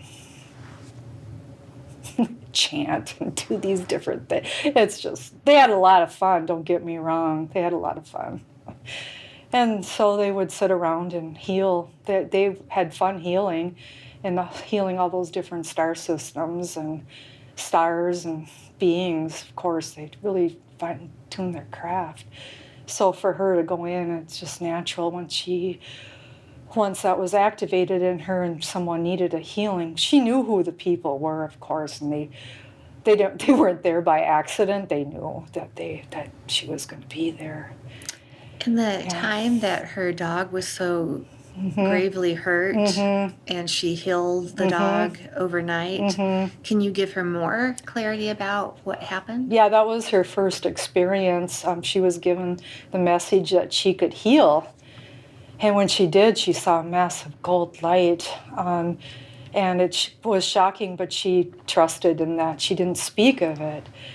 And she just kept it to herself to see, but it felt extremely real. And she was downloaded that information because she was married and her life was settled in such a way that we felt that it was time for her to get plugged back in and get to work. So she had her time, and you know, it was just time to reawaken that within her. She had nothing to fear of. There were the spiritual gurus and people that had been practicing it. It was widely accepted. She had nothing to worry about. And the partnership with her dog, who went through that experience with her? Yeah, that was a soul that she had traveled with. That was determined that would happen. Wow. Okay. All right.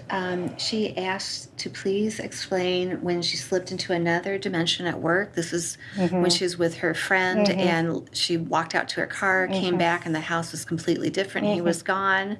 His vest was there. She called and talked to his wife, and then had to leave and come back again, and everything was back to how it had been originally. So explain that for her.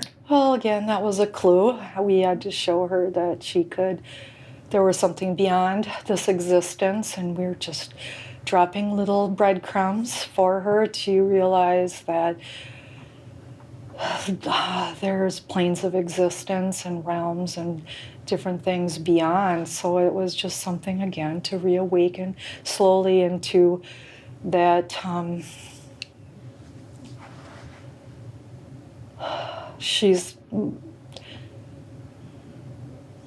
playing out a human existence, but from a higher perspective. And so what actually happened when she went out to her car and came back that her perception was so different? There was a dimensional shift that happened. We allowed her to go up into a dimensional shift, so she actually was vibrating much, much, much higher. The house was clean where it had been. It was, everything was much higher dimensionally, and we allowed that to happen. So the house was vibrating in order for it to hold that existence for her, because she was vibrating much higher. So it felt very surreal, very out of body type experience, because in a lot of ways it was, And her friends in the higher vibrational place, just the friend's vest that he was wearing was there. He wasn't. Yeah. Why was it chosen? That was just a crumb left behind, so that it was like, a crumb in the woods left behind so you could find your way back. It was just a little something we left there so that she knew. Will that happen to her again, do you think, where she'll slip between dimensions? She does all the time. There's an awareness. When she was driving here, she was, oh boy, that was something else. Oh, she said when she drives, she has a hard time staying in the body. Well, let's talk about that. Where does she go, and why does this happen for her? Oh, she's up in the astrals, flying around. She's something about this when she's in a car and her feet aren't on the ground, and it's just the tires. There's It's very easy to lift off. She feels a little unsafe though when she's Yeah. in a car. Yeah. Because she's so easily taken out from there because, she's not real anchored in and she's moving along, right? And the car is going quickly, and then when semis go past her and she hasn't been a human that long, and she's out, buzzing around and flying around. It's crazy land. So when she was driving down for this appointment, where was she buzzing out to? Oh, she was, just where she goes. She goes a lot of places. It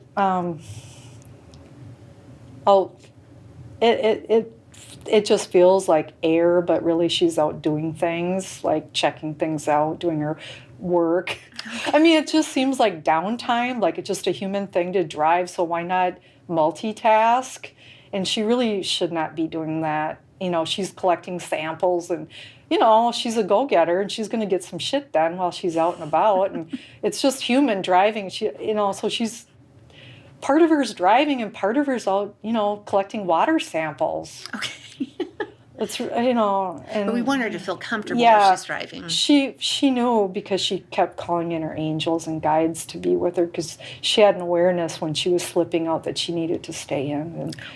And then it was okay. Okay. Oh my goodness. So many interesting experiences with this one. Okay, so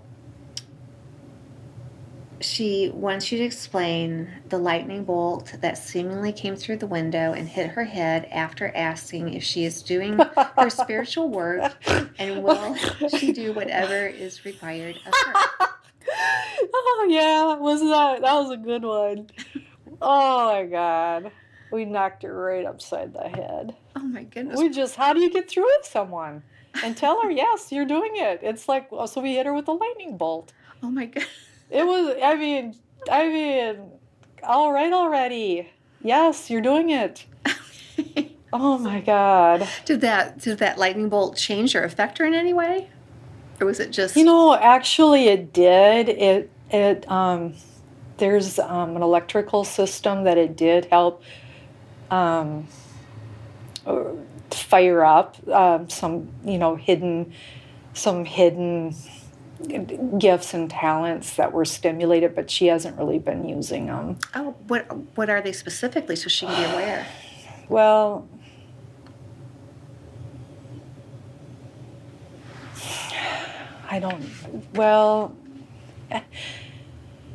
it's about fighting off these evil ones and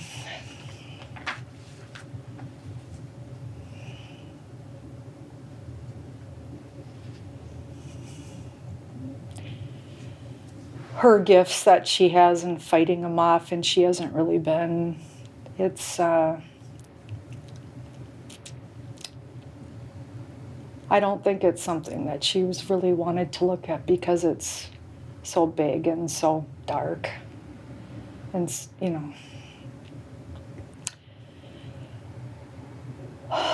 and she's had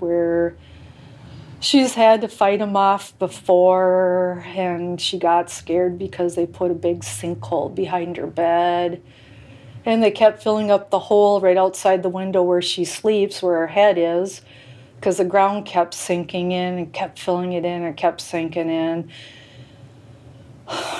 Crazy. So what do you want her to know about dealing with them to help her help herself? We want her to know that we're with her, and this is something she signed up for. This is something she wanted to do. We're with her. The light wins. And just take them on. She can do it. Be fearless. Just do it. Why not? Okay. Well, with that, she says that she knows that the light ultimately wins. Will we be assisted by off-worlders to move out evil and usher in the golden age for mankind? They're here already, working.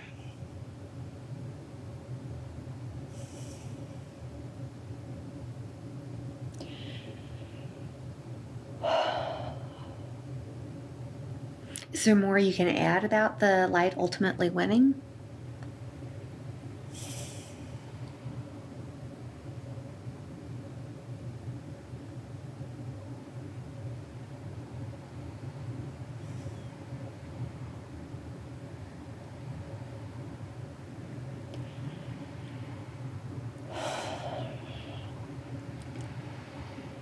We just need to get these people that are on the fence on the side of the light.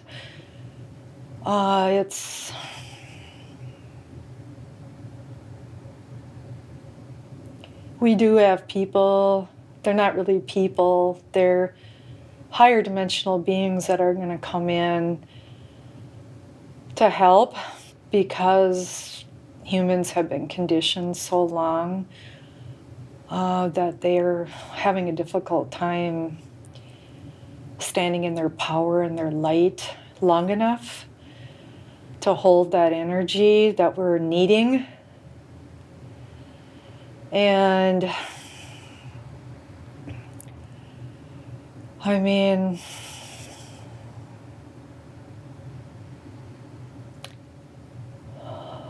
there's just no end to what these dark negative entities are capable of. Well, she does ask, she says she realizes that time is a human concept, but can a time be given when evil is eradicated? Yes, it's very close.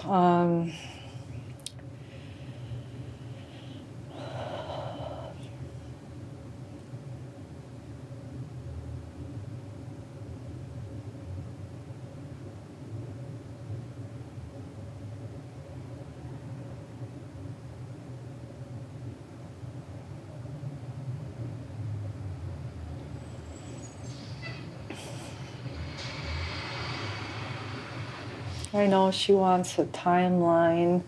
I'm trying to figure out how to put that.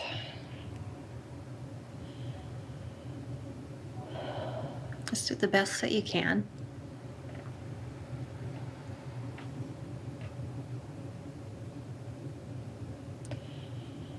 I'm getting to show you that it's done with every new moon and full moon. There are opportunities. I don't know how many humans know this. So there are cycles of opportunities where these alignments happen, where if everybody's on board, enough of humanity and we have enough light, it's like a door opens at that precise moment. And it's done with these lunar cycles, that if enough of those beings on the fence, we really need them, if they at the time when that door opens, this is why timelines are difficult, because it has to do with these people, that if they're able to hold that awareness and that light at the time that this door, this portal or this door is open and this light is beaming, because they're not holding the energy 24/7, we can't count on that. But if those alignments work out, we're there. I mean, it could be this afternoon, it could be tomorrow, it could be if the alignments, if we could just get it orchestrated and the alignments that, okay, here it is, we're going to open it up, let's go. But unfortunately, and this has happened many years before this, and those doorways, those pathways open, and there's not enough people that are ready to go at that moment. So I was speaking with somebody earlier who we were talking about all these seemingly catastrophic things that are happening on the planet, and that each one seems to be waking up more and more people. Yeah. Do you see it that way? Yes, I do. It needs to be. It's an attempt to. Every person has a trigger. What is your trigger? Is it, is it the killing of babies? Is it the eating of our own? I mean, what's it going to take? What's your trigger? The extreme poverty, the climate changes, the famines, the people who have zero money, the ones who have all the money that aren't sharing. What's your trigger? Everybody has a different trigger point. We're just trying to figure out what it is, how we're going to get the masses. And unfortunately, we've got to be it's getting to be that people are like zombies, literally zombies, so dumbed down that they're like, well, that's affecting them. That doesn't affect me. That's them. That's not me. So we're trying to, hit people without doing too much collateral damage to wake up as many people as we can. But unfortunately, so many people are living a narcissistic life that they just, as long as they can get in their car and go to work and pay their bills, what's happening to their neighbor or down the street even, as long as it's not their yard, their home, what's it going to take? And it's just, there's some...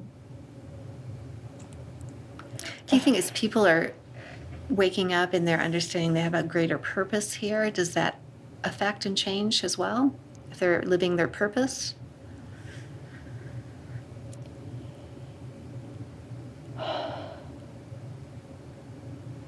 We're aware of the ones that came here with the light, that are doing what they need to be doing. We're very aware. We're still short-handed. They're doing everything they can. And we have people like Kat that are, working on the Galactic side and with source energy to do what they can to support the Earth, the planet, and the energy grids to try to keep so that this whole planet just doesn't go numb.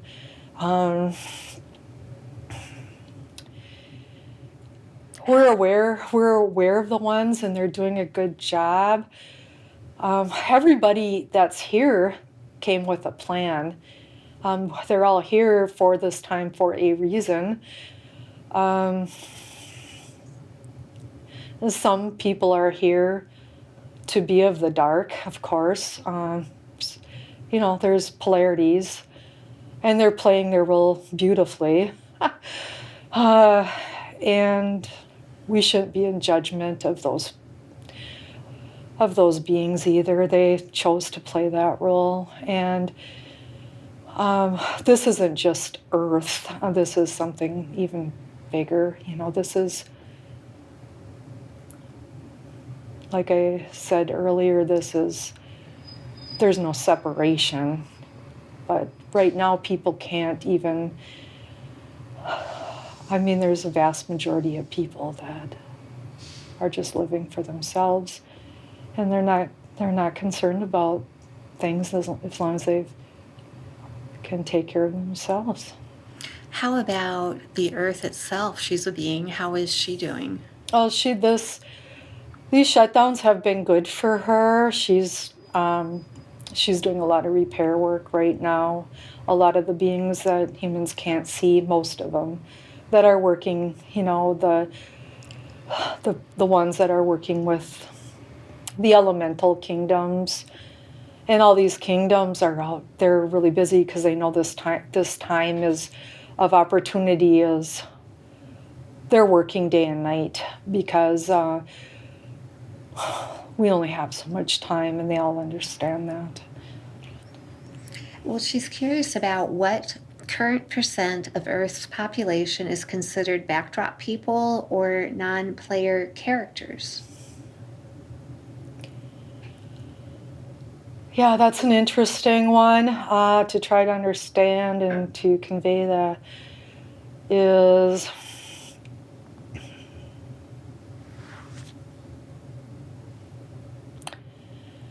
we have this idea here that people that are walking around are all the same, right? They're all, if you, whatever religion, whatever your beliefs are, you kind of view the world that way.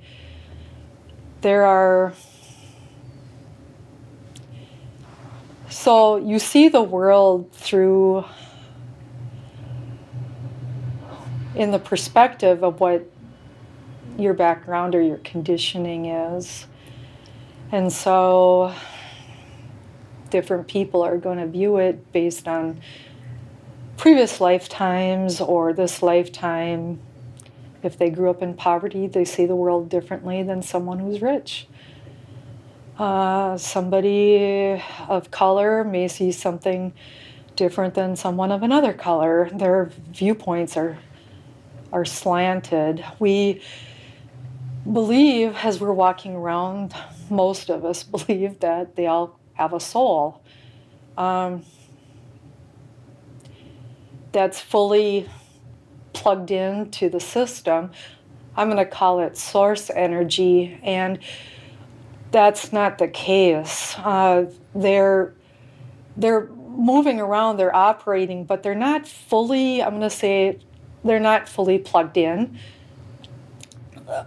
They're not a fully functioning, full-fledged soul. They're kind of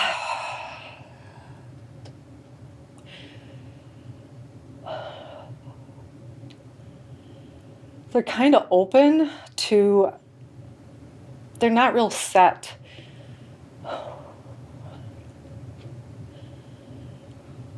And so the question is what percentage of the population is like that, non-player characters or backdrop people. It's very high.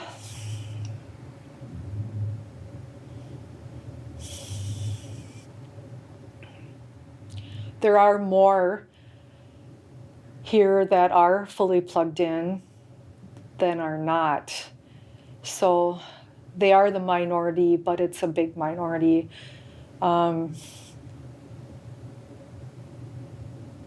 They're just kind of, I'm trying to explain why this happened, why they're just a fragment. They're fragmented.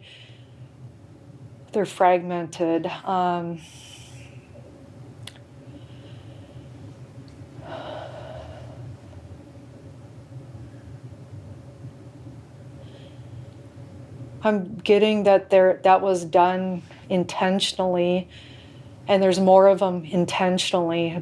It's needed to be, because so many of them were operating, so many humans were operating at sub-density that we needed some of them to remain here in body in order to try to work with them. Well, she wonders, will higher dimensional beings come and occupy these vehicles to raise the overall vibration? Yeah, they do. Is that what we call a walk-in? No, those are different beings. Okay. A walk-in, there's more of a walk-in would be more a soul that was fully functioning, that they just couldn't, they chose to leave, and another one chose, they wanted to use that vehicle and decided that they would do an exchange. These others are they're not that high of being. They're in on their soul. their soul isn't completely engaged, if that makes any sense. Yeah. Okay. So she wonders, is the current global weather conditions being manipulated by evil? Yes.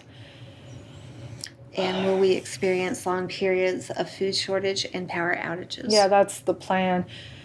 The weather manipulation is part of their last-ditch effort to control, to wipe out fields, food supplies, cause drought, famine, shortages of food, because they're not going to go out without a fight, and they have the ability. I have the ability to control. I'm speaking as Kat right now. I have that ability as well. They use machinery and they're able to tap into some deep, dark, knowing secrets that they're able to do, and they also have machinery that they're using to do that. What does she do that helps counteract that? She's able to go in and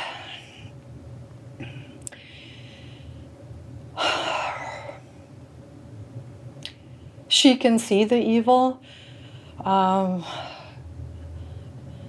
She can walk out of her home or anywhere and she senses the evil in the air and can clear it out. That this is something that she came here to do and fully equipped to do it. So, on a massive scale,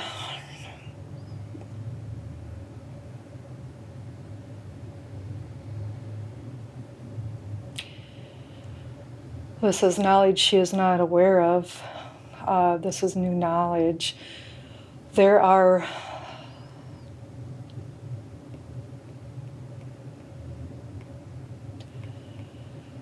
embedded in the earth, there are hidden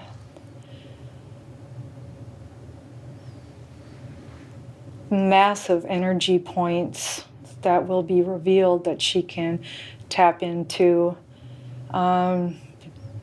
so she can tap into these energy points. Some of them have been revealed, some of them have not been revealed, to better activate. So not only is she, controlling cities now or states, which she can easily do, she needs to be able to tap into the whole planet, to the other continents and different places where these, for example, like the pyramids and stuff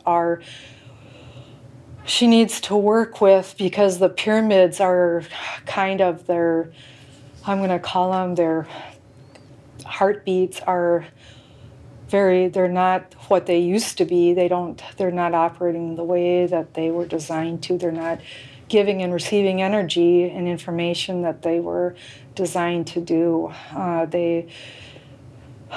They've been dumbed down, and these evil ones have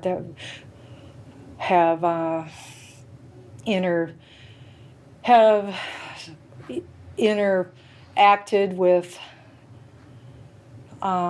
that energy, how the energy is from the galactic system, and all of that they've been able to go in and really affect that, where these sites they're not, a lot of them are not revealed because they simply don't have the energy and they're not powered up. Some of them are starting to present themselves and make themselves known, but they're acting as sentient beings. They do have a consciousness, and some of them feel they're not safe yet till some of this evil is taken down to engage, because they're not able to come in at full capacity, at full power and strength. So once that balance of some of the negativity is out, some of those sentient structures and beings can make themselves known and gain power enough to, there's a time, I'm going to call it time because humans understand that, but there's a time then that they can fully be activated and not have to worry about nefarious beings wiping them out or taking them down, because they are powerful. And we need all of these. This is all by design. Okay, wow. So I'm going to move on if that's okay. Yes. She asks, will Starlink be implemented to provide free energy and internet?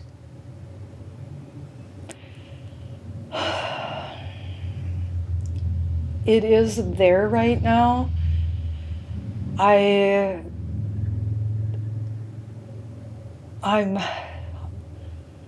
feeling I cannot give that information right now because it's hidden. There's something hidden there that is not to be revealed right now. I'm not granted permission to reveal that information because it's not meant to be revealed. It needs to be protected at this time. Okay. Do you feel that Elon's working for the light or the dark? He is somebody we've been working with. He goes back and forth. He goes in between service to self and service to others. He has a big ego, and it is worrisome. He has the knowledge, the capability, and the power. He's,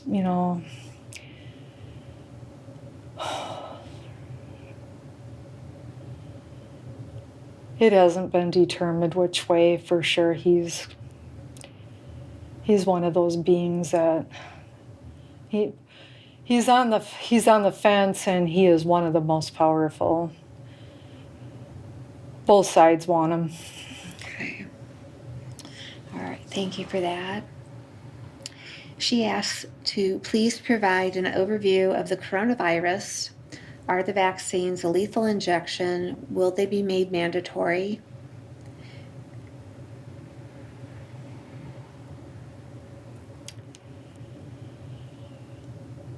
There again, how far do we have to go with this?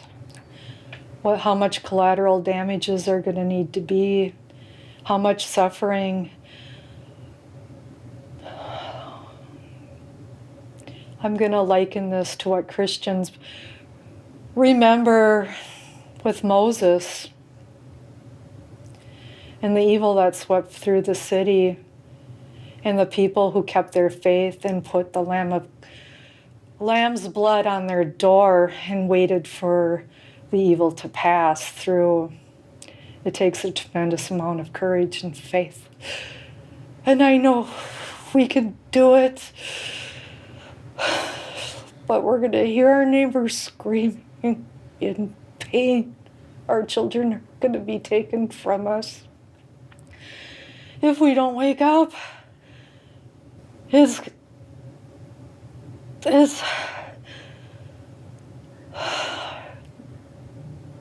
we have the faith to be led to the promised land?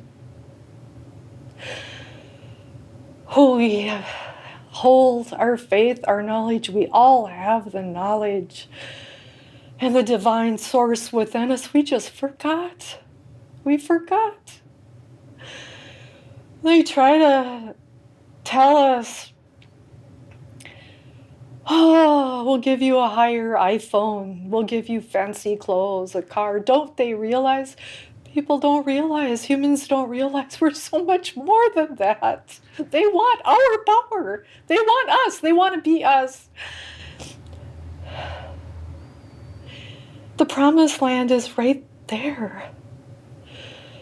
It's right there.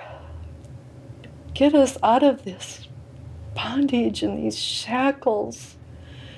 They never believed. They never believed thousands of years of bondage. One man is going to lead us out of here? I was born into slavery. My children will be slaves. My grandchildren will be slaves. And you're going to lead us out of here? How do I believe you? I want to believe you. I want to believe you. Just believe. That's all it is. It's power. They just want control and power, the darkness. You are light. You could light up this planet with your power. One of you has enough light within yourself to light up the energy grid of this entire planet, and you don't know it. They don't want you to know it. They want your power. They don't have the power. They didn't come from source. They don't have your power. They want you to believe you're better off with their iPhone and that fancy car. And you believe it.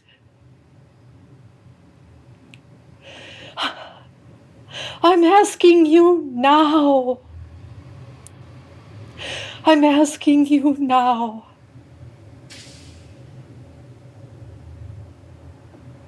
Put down your arms. Put down your doubts. Trust, we've got this thing. We've got it. Pray for your neighbor. Pray for the animals. Pray for the river. Be grateful. Did you thank that salad you ate today? They're sentient beings too. Go out and walk in the rain. When's the last time you looked at the sun or the stars? Did you look at that tree in your yard? Do you know what's there? This is the most beautiful planet in the galaxy.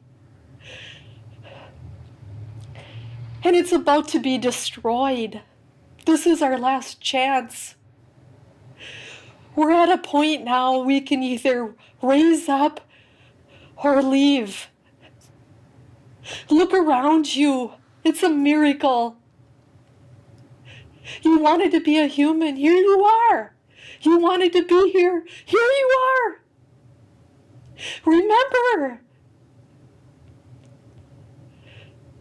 all you have to do is stay out of fear, know your power, and believe that you are bigger than this. That's all you have to do. And that evil will pass by you. Please, what's it gonna take? Will the vaccine kill off people? If we need to wake you up, it will.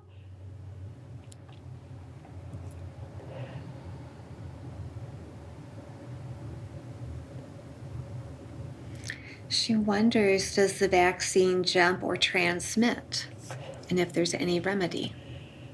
What we would have to say about that is they call it transmission. They call it jumping.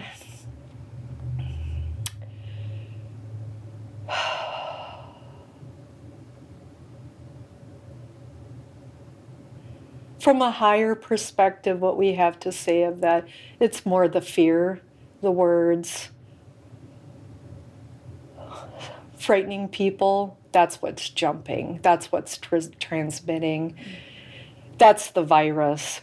The virus itself is not a problem. You're more than equipped to fight that off. The vaccines are extremely dangerous. Extremely dangerous. If you stay in the light and you stay in your power, you're not going to fall victim to the jumping or the transmitting. I don't want my people to be worried about that at all. And is there anything that vaccinated people can do to manage the damage to the body?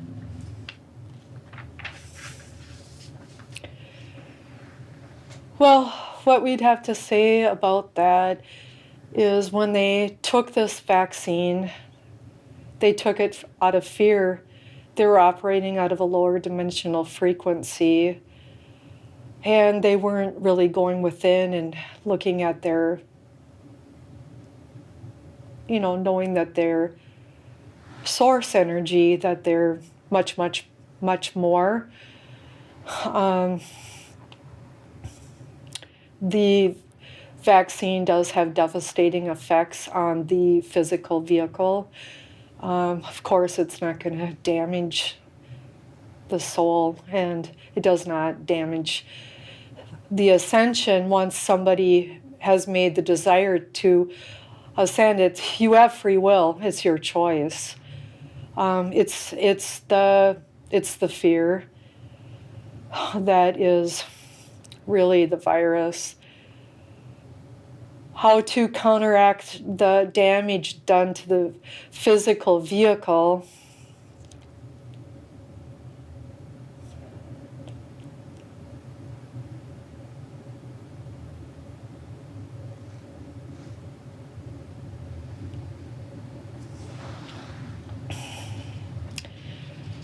It would take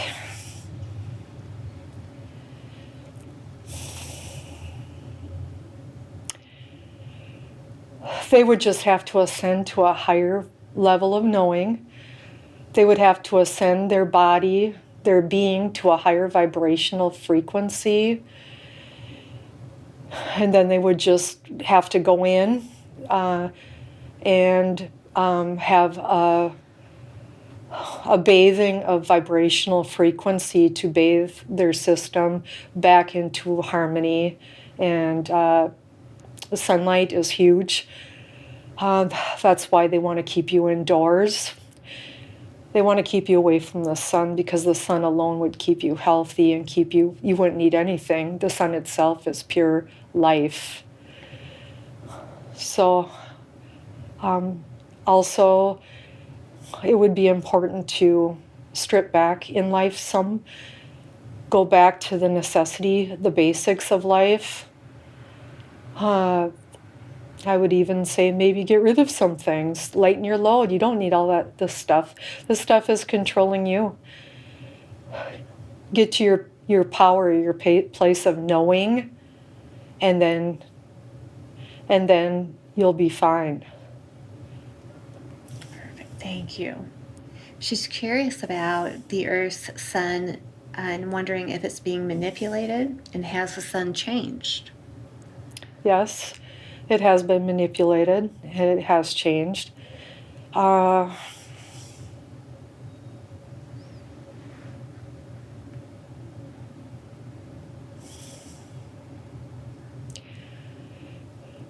Like we have stated, the evil is very powerful. They have an agenda to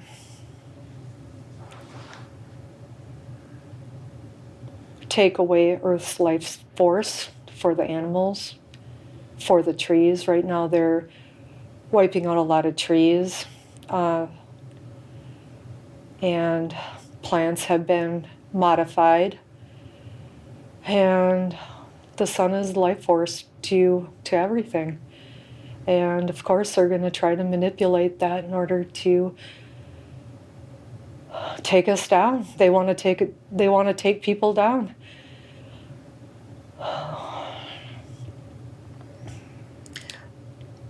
She wonders, will there be an event when light wins and evil is ushered out? And please explain. Mm-hmm.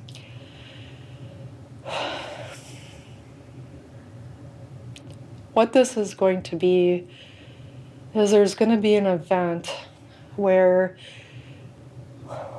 that moment we described, where that let's call it a doorway, is going to open, and there's going to be enough light that has made the decision to transcend and to climb and move into this next dimensional frequency. And there's been attempts for this to be done in the past, but there wasn't enough momentum in order for that to happen. But this will happen. There will be a time where, with the assistance of other beings coming in and other galactic beings coming in with assistance, other galactic beings are now coming in because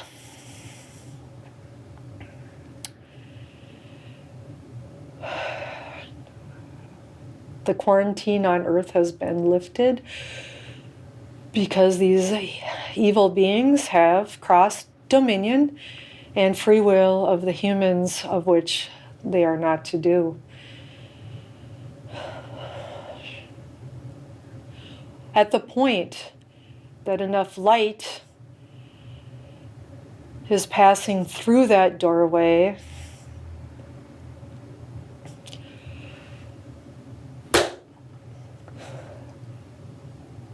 there's going to be an event. Some will hear it. Some will see it. Some won't know anything. It's going to be different for everybody, but it will be an event.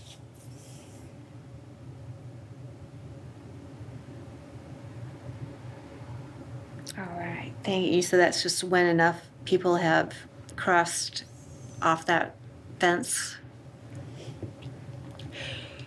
When the planet has raised enough people to the light and frequency that there's an awareness and a desire to cross into that doorway, that will create the event. Okay. Thank you for that. She wants to know, is she currently on the timeline to become a global humanitarian with all necessary funds provided to her? Okay, that's funny. Okay.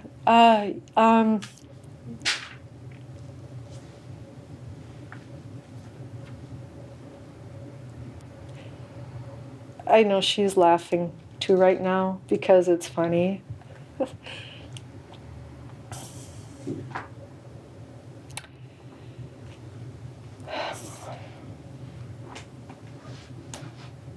We would just like to say she's doing the work right now, and the funds are not necessary. Everything that she needs will be provided. It's not necessary. It's being done, and she's doing it on a massive level. It's being done on a galactic, universal level.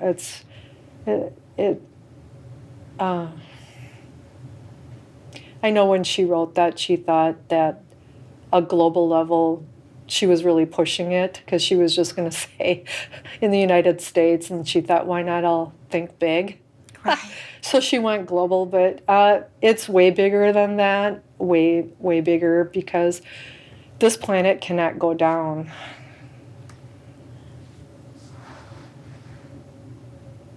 Okay.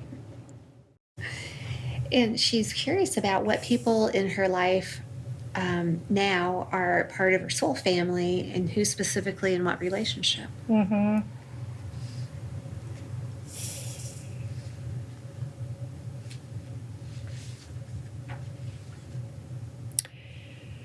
Well, she keeps pretty tight.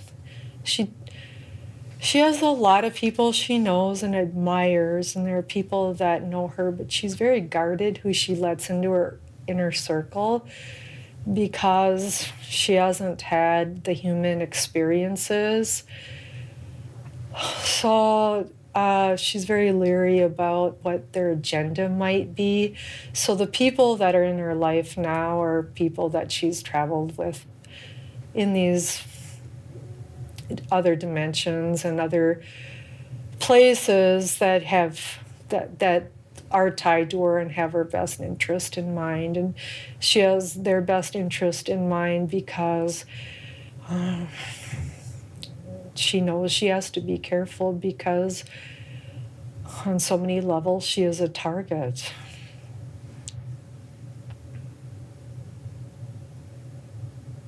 Well, then she's also curious about, will we move to Jasara, Nasara, and the quantum financial system? Yes, that will happen.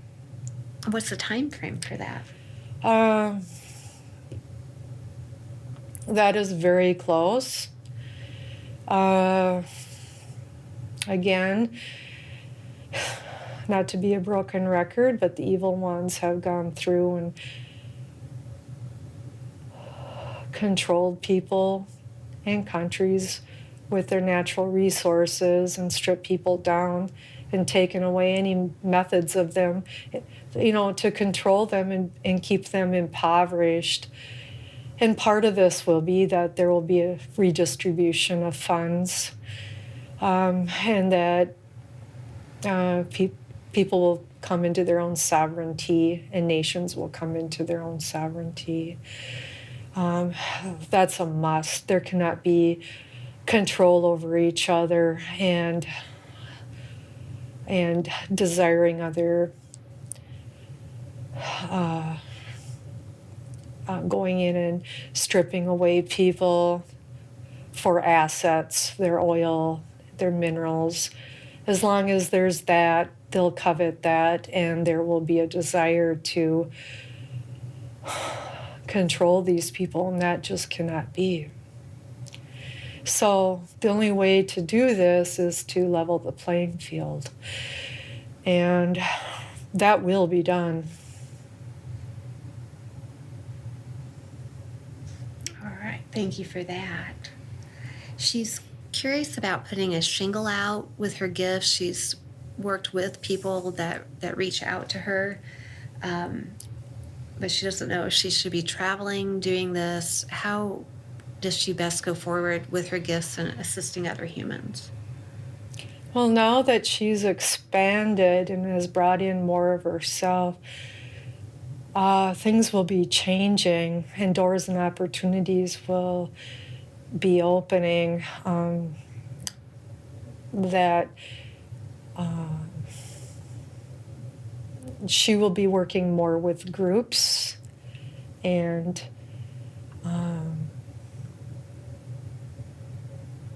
she'll be leading by example. And like she had said earlier, she will be, a beacon of hope and to help people dream beyond the confinements of present day living. She's going to be a part of that when, picking up the pieces and moving into the golden age. She'll be a part of that, and it won't be so much one-on-one. It's going to be more, she'll be working more with groups of people who are working with the people one-on-one. So it'll get to the people. So she won't have, we don't see her in an office seeing people one-on-one, unless they are representatives or off-world planets that want to come in and work on off-world projects, or countries that want to work on establishing. Maybe she would help them figure out where the water is, because she is capable of doing that, or bringing in or clearing energy, or bringing in the trees and things like that.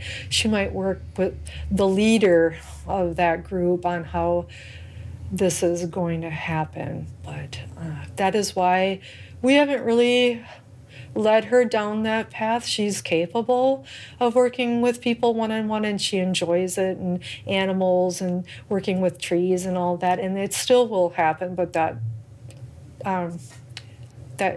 it won't be something that she'll, seek out and make business cards for or anything like that. So, Can she do her work remotely? Does she need to be with somebody? well, that's why we showed her where she was on the planet with the dolphins and the rainbow, and she was alone for hundreds and hundreds of years, tuning in on her craft and all that. And she wondered, she didn't have a language then. It was more sound and energy and a knowingness. And she did have a desire to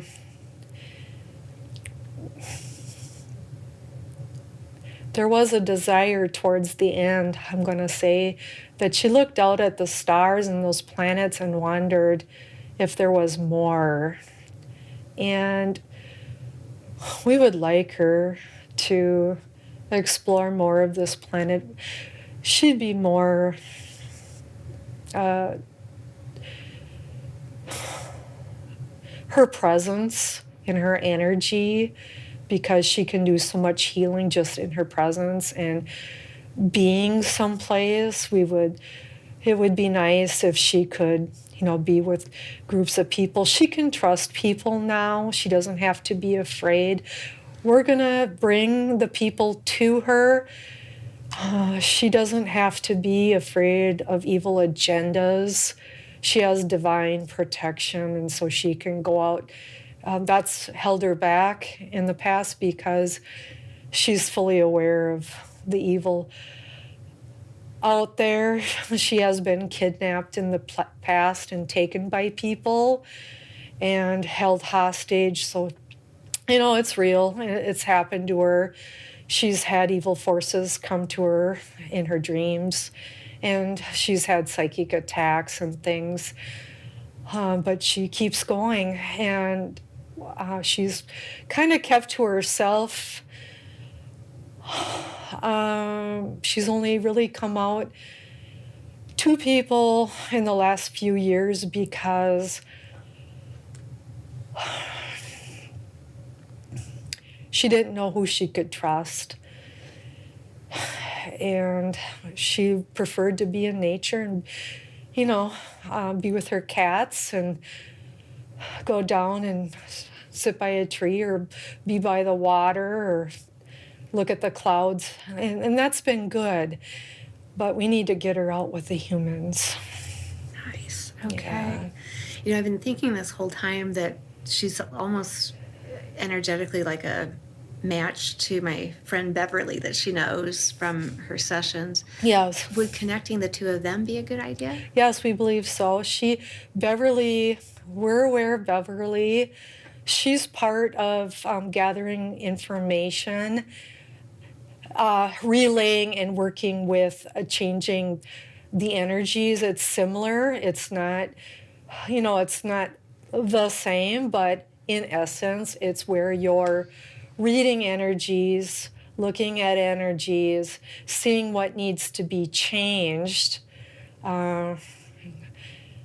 Beverly, what we're seeing is that she's working with people, shifting the fear, working with what needs to be done in their reality to shift the fear, and that's great. So they all, and Beverly, she's a sweet, dear soul. She very humble, very sweet. She's very loved, very, very, very loved. People know Beverly. The beings out there, they know Beverly. They know her by, just say Beverly, they know. Okay. That's awesome. Okay. Okay. So this appointment, why was it important for this appointment to be today?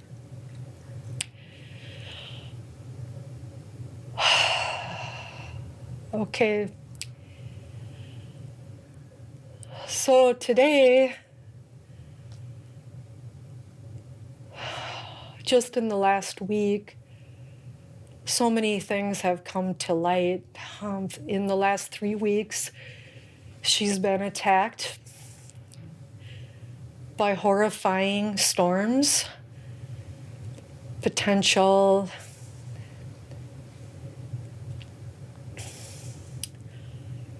hurricanes, or no, not what do you people, not hurricanes,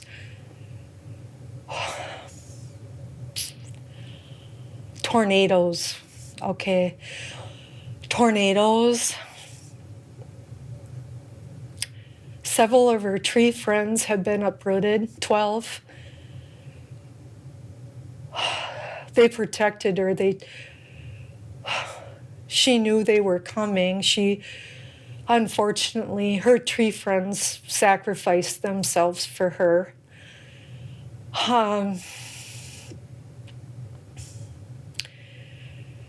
As you know, her neighbor told her that there were three star beings over their homes in the last 3 weeks. They are protecting her and also her neighbor. She hasn't driven in many, many years because of her fear of leaving her body. And even though she didn't have electricity and they tried to take her down, and she threw her things together and did not have anybody to drive the 6-hour drive, and she did not have a vehicle to drive, but we orchestrated it so that her mother-in-law called and asked to take her vehicle out of storage. A couple days ago, she knew what we were doing. And she knew we would be with her. And she knew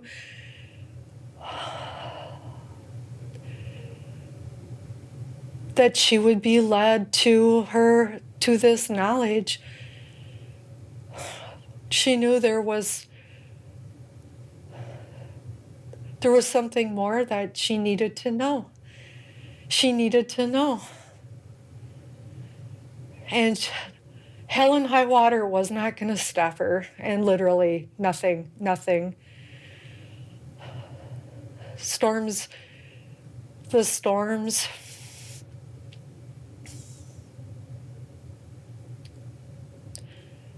Not having the vehicle, not having a driver, not knowing where she was going to go, not having driven more than... She hasn't driven hardly more than 30 miles for the last 15 years. Blind Faith drove right to downtown Des Moines, Iowa. Wow. Can you believe it? That's great. She got here and could not park her car in the ramp because she had had enough, but that was okay. That was okay. Somebody offered to pull it across the street into the ramp. She just could not. She had reached the end of the rope. Oh, bless her heart. Yeah, and some sweet person said they'd park it for her. She said, I've come a long way, and can you believe it? I just cannot go across the street and park it. She said, I just can't do it. And it's been a struggle the last 2 nights because the evil ones have not let her sleep, or else she's been screaming in the middle of the night. They've been trying to knock her out. And she stood strong, and even when she thought she couldn't make it today, she knew she had to. And the storms came here, and it stormed last night, and it was going to rain. And she did not sleep. Nothing was going to stop her. Nothing. And on her drive home tomorrow, can you help her stay in her body to the point where she feels comfortable and make an easy drive back home? Yeah, she's a little worried about it. We know that because by the grace of God, she got here, but she is human here. We realize that, and she's struggling with how to get home. So it's poor thing. It's kind of sad, really. She's so big and powerful. The poor thing is having a tough time wondering how she's going to get back there, but she will. We'll be with her. It's kind of sad. We feel for her. She's, she'll be okay. It's, what do you do? Right. She'll make it, and she feels really good about having conquered this fear. This is really, really big. And it really has opened up a lot of doors. She came here alone, had a lot of fear around it, and, it's something that's really held her back. And being around people and speaking her truth, is big, and we're very proud of her. She's done a wonderful job today. Yeah, we're very proud of her. She's amazing. Yes, she is. Mm-hmm. How has it been for you to speak through her today? It's been good. She was hearing your answers even before we began? She was hearing. Can you say that again, please? She said she was hearing your voice, your answers, even before we began here today. Yes. Trying to give her information? Yeah, we couldn't wait. Yeah. Oh, we've been waiting for almost a year. Right. And then we didn't know. She didn't decide till 8 o'clock the morning she left, and then she didn't even know what she put in her bag. Oh my goodness! Because they didn't have any power, and she didn't know if she could physically do it because she hadn't slept for. The evil ones wouldn't allow her to sleep for over 3 weeks. And so she finally fell asleep at 4 o'clock in the morning. And then at 8 o'clock when she woke up, she thought to herself, well, if you don't go, what else would you do? And will you regret it? And I said, I think I will. Okay. So there was no question. She knew she was going to go. But yeah, there's I'm trying to help her with the anxiety, trying to keep her grounded. It's not being in the car, because get this, you want to hear something funny? Yeah. You know what kind of car she drove here? You're going to laugh. What? A little electric blue Volkswagen Love Bug. Oh my goodness. Electric blue Love Bug. It's one size bigger than a motorcycle. Oh my gosh. And she's not afraid of driving the car. It's that she wants to lift off. It's keeping her there behind the wheel driving. Right. It's not. Oh, and also going over bridges, because there's something about going up. And there's no bridges to go over, so it's not a worry, but it's something that used to happen when she'd fly around and go other places. She'd be on these bridges, and it didn't happen here on Earth. It was someplace else. Okay. Well, how often would you recommend that she listens to this recording to get the most benefit?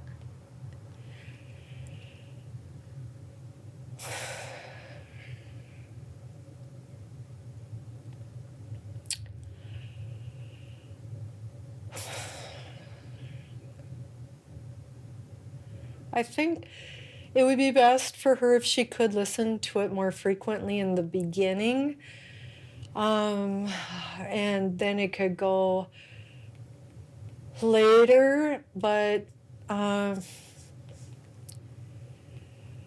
know that she's not going to want to listen to this daily because she's so busy with what she's... I'm negotiating with her right now a Okay, little okay. bit because she's just going to feel like this is going to take way too much of her time. Okay. So, and you know, I understand that. Could you listen to parts of it consecutively to eventually get all of it?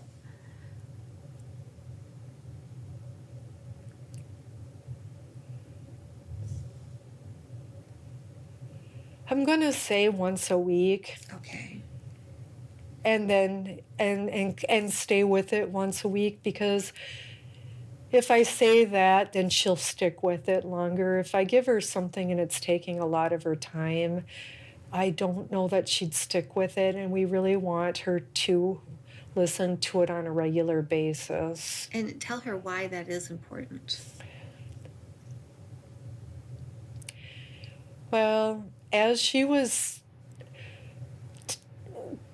going in and telling the story, there were visions, codes, and things that are not. There are no human words for her to explain it to you. Okay. So that knowledge is there. And so when she listens to it, then she'll be brought back to that state of being, and that will help her stay connected and fully revitalized. So the words that you're hearing through these vocals are really a small percentage of the story. How can I say this? Because we're light beings, and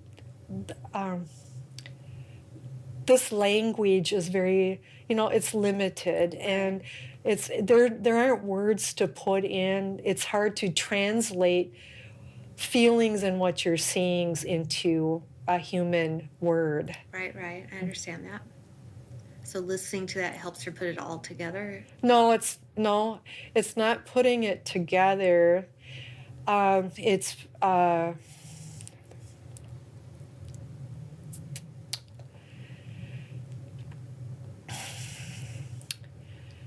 It's not that. It's that you're re-immersing yourself into those fields of energy. So you're plugged back into all that knowing. So you're being re-plugged into that source, the all-knowing energies. So it's literally like taking yourself and putting yourself into a healing light or a healing bubble, and you're given everything and anything and all knowledge and all frequencies and all healing that ever was or ever will be. So you can't put that, you're not going to find that in the dialogue. The dialogue is really a very small part of it. And then, like Suzanne had talked of, there's light codes that are imbued also, and that as you listen to it, as you get to understand these frequencies and these words, you can delve deeper with it. It's almost like you're learning how to, let's say you're an opera singer and you're just starting out. As you go to the classes, by listening to this, your own classes, then you learn how to reach the higher octaves and how to really hone in on your skills. So that's when you're immersed in the energy of listening to it. As you hone in on your skills, you're able to hear these frequencies, and you gain knowledge of the light codes. Because see, when you first start out and you're first singing, there's no way of you to have that. You don't have knowledge of something you don't have knowledge of. Right. So once you build yourself up to the higher octaves, and the higher octaves of the fourth dimension or the fifth dimension or wherever you are, and you're working your way up to the higher dimensions, suddenly now you hear codes however they're given to you, that you never even knew were there because they were unseen, unheard. Makes perfect sense. That's beautiful. Thank you. Oh my gosh. Yes. Thank you for everything that you brought through for her today. It's just, she's a joy and you're a joy, and it's been a lot of fun. Do you have a final message you would like to give before I bring her up? Yes, we would like to know if Suzanne has a question she would like to ask. Oh, gosh. About a million, but,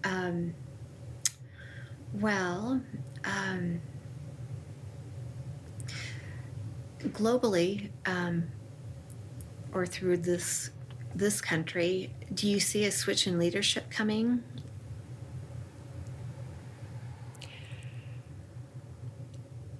Yes, leadership is a funny thing. Leadership, in the way we see leadership, is going to change here. It's not going to be known the way we've known it, where there's one higher person that has total control and power. There's going to be, leadership is going to go, the people here themselves will start feeling more ownership and power and leadership within themselves. It'll remain to be seen if they call this the highest person a president or not.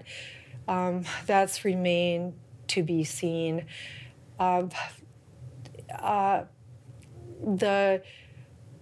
The person that is in power, is leading right now, is not the person you know as president. You call that person president, but that is not the person in leadership right now. That person is just kind of I'm going to call it a shell. The galactic groups are working with the person that is in leadership. This person is highly evolved, and this person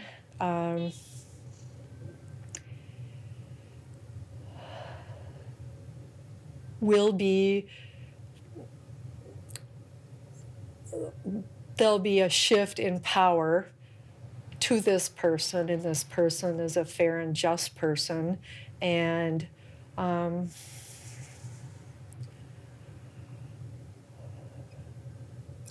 Can I ask, is that Trump or is it someone else? Trump is a part of it. We are working with him.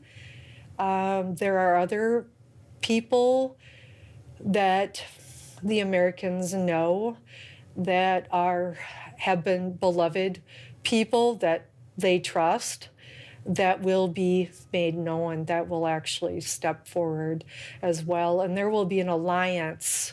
But understand that, ready or not, we are going to also be in leadership and work with other global, because we're all just one. So leadership is going to look different to people. That's going to be hard for some to wrap their mind around, when it's made known that there are the Galactic Federation, the Council of Planets, and these higher beings. For some people, that's going to be difficult. The United States has been working with these off-worlders for many, many, many years, and that's going to be tough for some people. So it's Trump very much is involved. And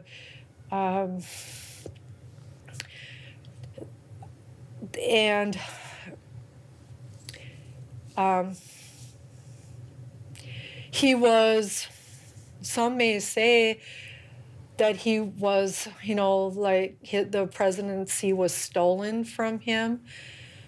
but it really wasn't in that way.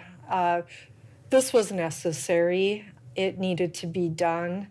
In order to build and bring back and restore, we need to tear down.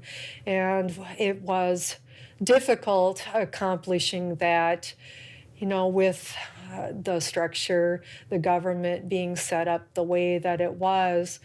It couldn't be done. It had to be broken down. So this was something that he understands, and it wasn't, and I would like the American people to understand that this was not something that was stolen from him. This was something that absolutely needed to happen in order to bring about the necessary change. But he's still, very much involved, commander-in-chief. They're answering to him. The world sees him as president and commander-in-chief. The powers that be now are trying to, our country has gone bankrupt here, and they're just trying to break us down here in America, and I just don't want people here to be in fear around the whole planet, because light does win out, but there are going to be a lot of changes, and it's not going to feel comfortable, but it's for the best. We've been conditioned. We've been trained for thousands of years, to take orders, and there's someone that tells us what to do, and we just don't question it. But we need to. We're all sovereign beings here, and we need to wake up.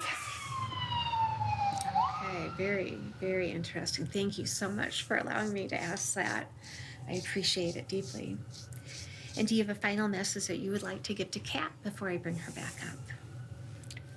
First, we want to thank you for allowing us to be here and Kat to be here. And you are noticed. And you are very loved. And we are grateful for everything that you have done for humanity and the information that you have brought forward. And you are guided and absolutely doing a beautiful job. And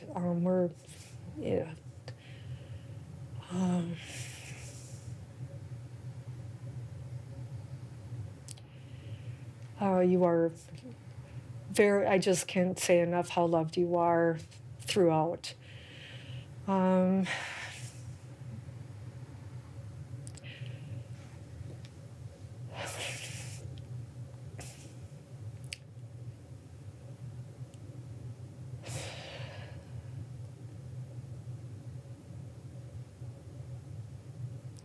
And I have told, she's been downloaded now with the information, and I want, and everyone behind her and all the people with her and all the beings and everyone, it's massive. So I have just sent her a download that she can take in on her own, because it's really big, and it's something that she's going to have to just, it's going to rip her apart a little bit, because she just had no idea there's just so much love that we're going to let her do that on her own.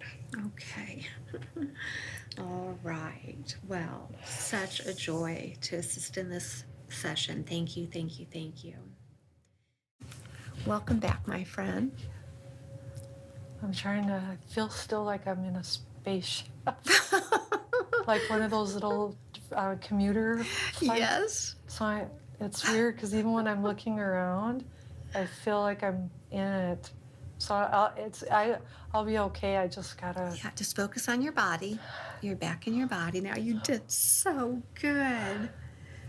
Like there's nothing here. Oh, there's my hand. Yeah. Okay. Oh, there. It's weird, because okay. It's like I want to go. Does it feel like you've been laying there a long time or a short time? I don't know. Time's funny with this, isn't Yeah. it? I can't feel the bed at all. Okay. Does everybody tell you that? No, not everybody. Yeah, so I'm just sort of floating. Okay. Well, this has been a marathon session. Was it? A bit longer than normal. Was it long? Yes, it was long. It didn't seem like it. I'm sorry. No. I hope you didn't have to be somewhere. No, I'm all with you. Are you? Yes. You sure? Yes. You're fine. Okay. So we recorded for 3 hours. No. I couldn't have been here for all of it. Yes. Now add about 20 minutes to that for the beginning that I don't record the story. So almost 3.5 hours you've been laying there. No. Yes. No. No. What do you recall? There's no way I could remember 3. I couldn't have laid here that long. Could I? It's 6:35. No. I'm sorry. I hope you didn't have to be somewhere. I don't know. This is your day. I have no time. Are you sure? Yes. Most sessions go about 2 hours, so just an hour over. No way. Where the hell was I? It was good. It took me, no wonder it took me time to come out of it. Yeah, you did really good. Do you remember anything about the lifetime that you saw? Yeah, that's pretty vivid. That's pretty cool. I think it's pretty vivid. Or do you want to talk? No, you go ahead. Yeah, so I remember that. The dolphins and the rainbow. Yeah. You remember the Misfits? Yes, all the misfits that were brought back. And then we were in the, it felt like when I was coming out of it, like I was in one of those shuttles again. Right. Like I was being that's weird, isn't it? Probably were. Do you think so? To a degree, yes. Yeah, I felt like I was being like it took me a while because I felt like I was on a ride at the fair, and then I was transported back. No, I was. No, I totally agree. I'm with you. Yes. What was it like for you when you were letting the high self come through? Do you remember that? It was weird because, like you said, I heard it, and a lot of it I knew, but some of it was surprising. Yeah. So I knew I wasn't making it up. But at the same time, I knew some of it. Yes. So this is the cool part. So the parts that you know, look at that as confirmation. You were on the right path with whatever that thought was. Okay. That's confirmation. But in every session, there's always a thing or many things that said that you didn't know. And that's beautiful because what you just did is access information that your left brain doesn't have access to yet. You gave yourself something new. And actually, I time marked one. I just love it when this happens. Okay, so at 1 hour and 58, you say, okay, here's new knowledge for her. And you go, I can't remember what we're talking about, but you're giving yourself information that you weren't aware of. Okay. So that's just so cool. Yeah. That's so cool. You can't make that up, obviously. No. You can't make up anything. Yeah, I don't know what I said. Oh, I tell you what. So there's lots of things that I'm watching for, listening for, like I said, to help me understand, are you in the left brain? Are you in the right brain? Do you need help? Are you doing okay? Were you asking me that? No. Oh. I can pick up on what you're, how you're giving information and what you're doing. That's why I kind of was I going over to the left a lot? Never. You never did. Didn't I? No. And you were trained. You would know if I went over there. I'm pretty good at this, yes. Yes. No, you did really good. So here's the things that you'll hear on the recording that are so interesting that let me know that you're firmly where you need to be. So when you're in that past life and you're on that planet with the pink skies and the rainbows, if you weren't really if you were still thinking from the left side, you would relay it as if it's a story. Like, well, if I was there, there'd be dolphins and, and this water is really, really calm and clear. I'm in this opening, now I've got to get called up and there's somewhere else I need to go. You have a lot of emotion right there, by the way. You had lots of tears because you didn't want to leave. Right. So that emotion is a really important marker because that shows you that you're in that life. You're in that moment, Okay. right? Okay. And when you're saying I'm getting pulled up and I need to go back to this, I'm being brought up into this ship, you're not telling a story, you're in the life. Oh, is that why?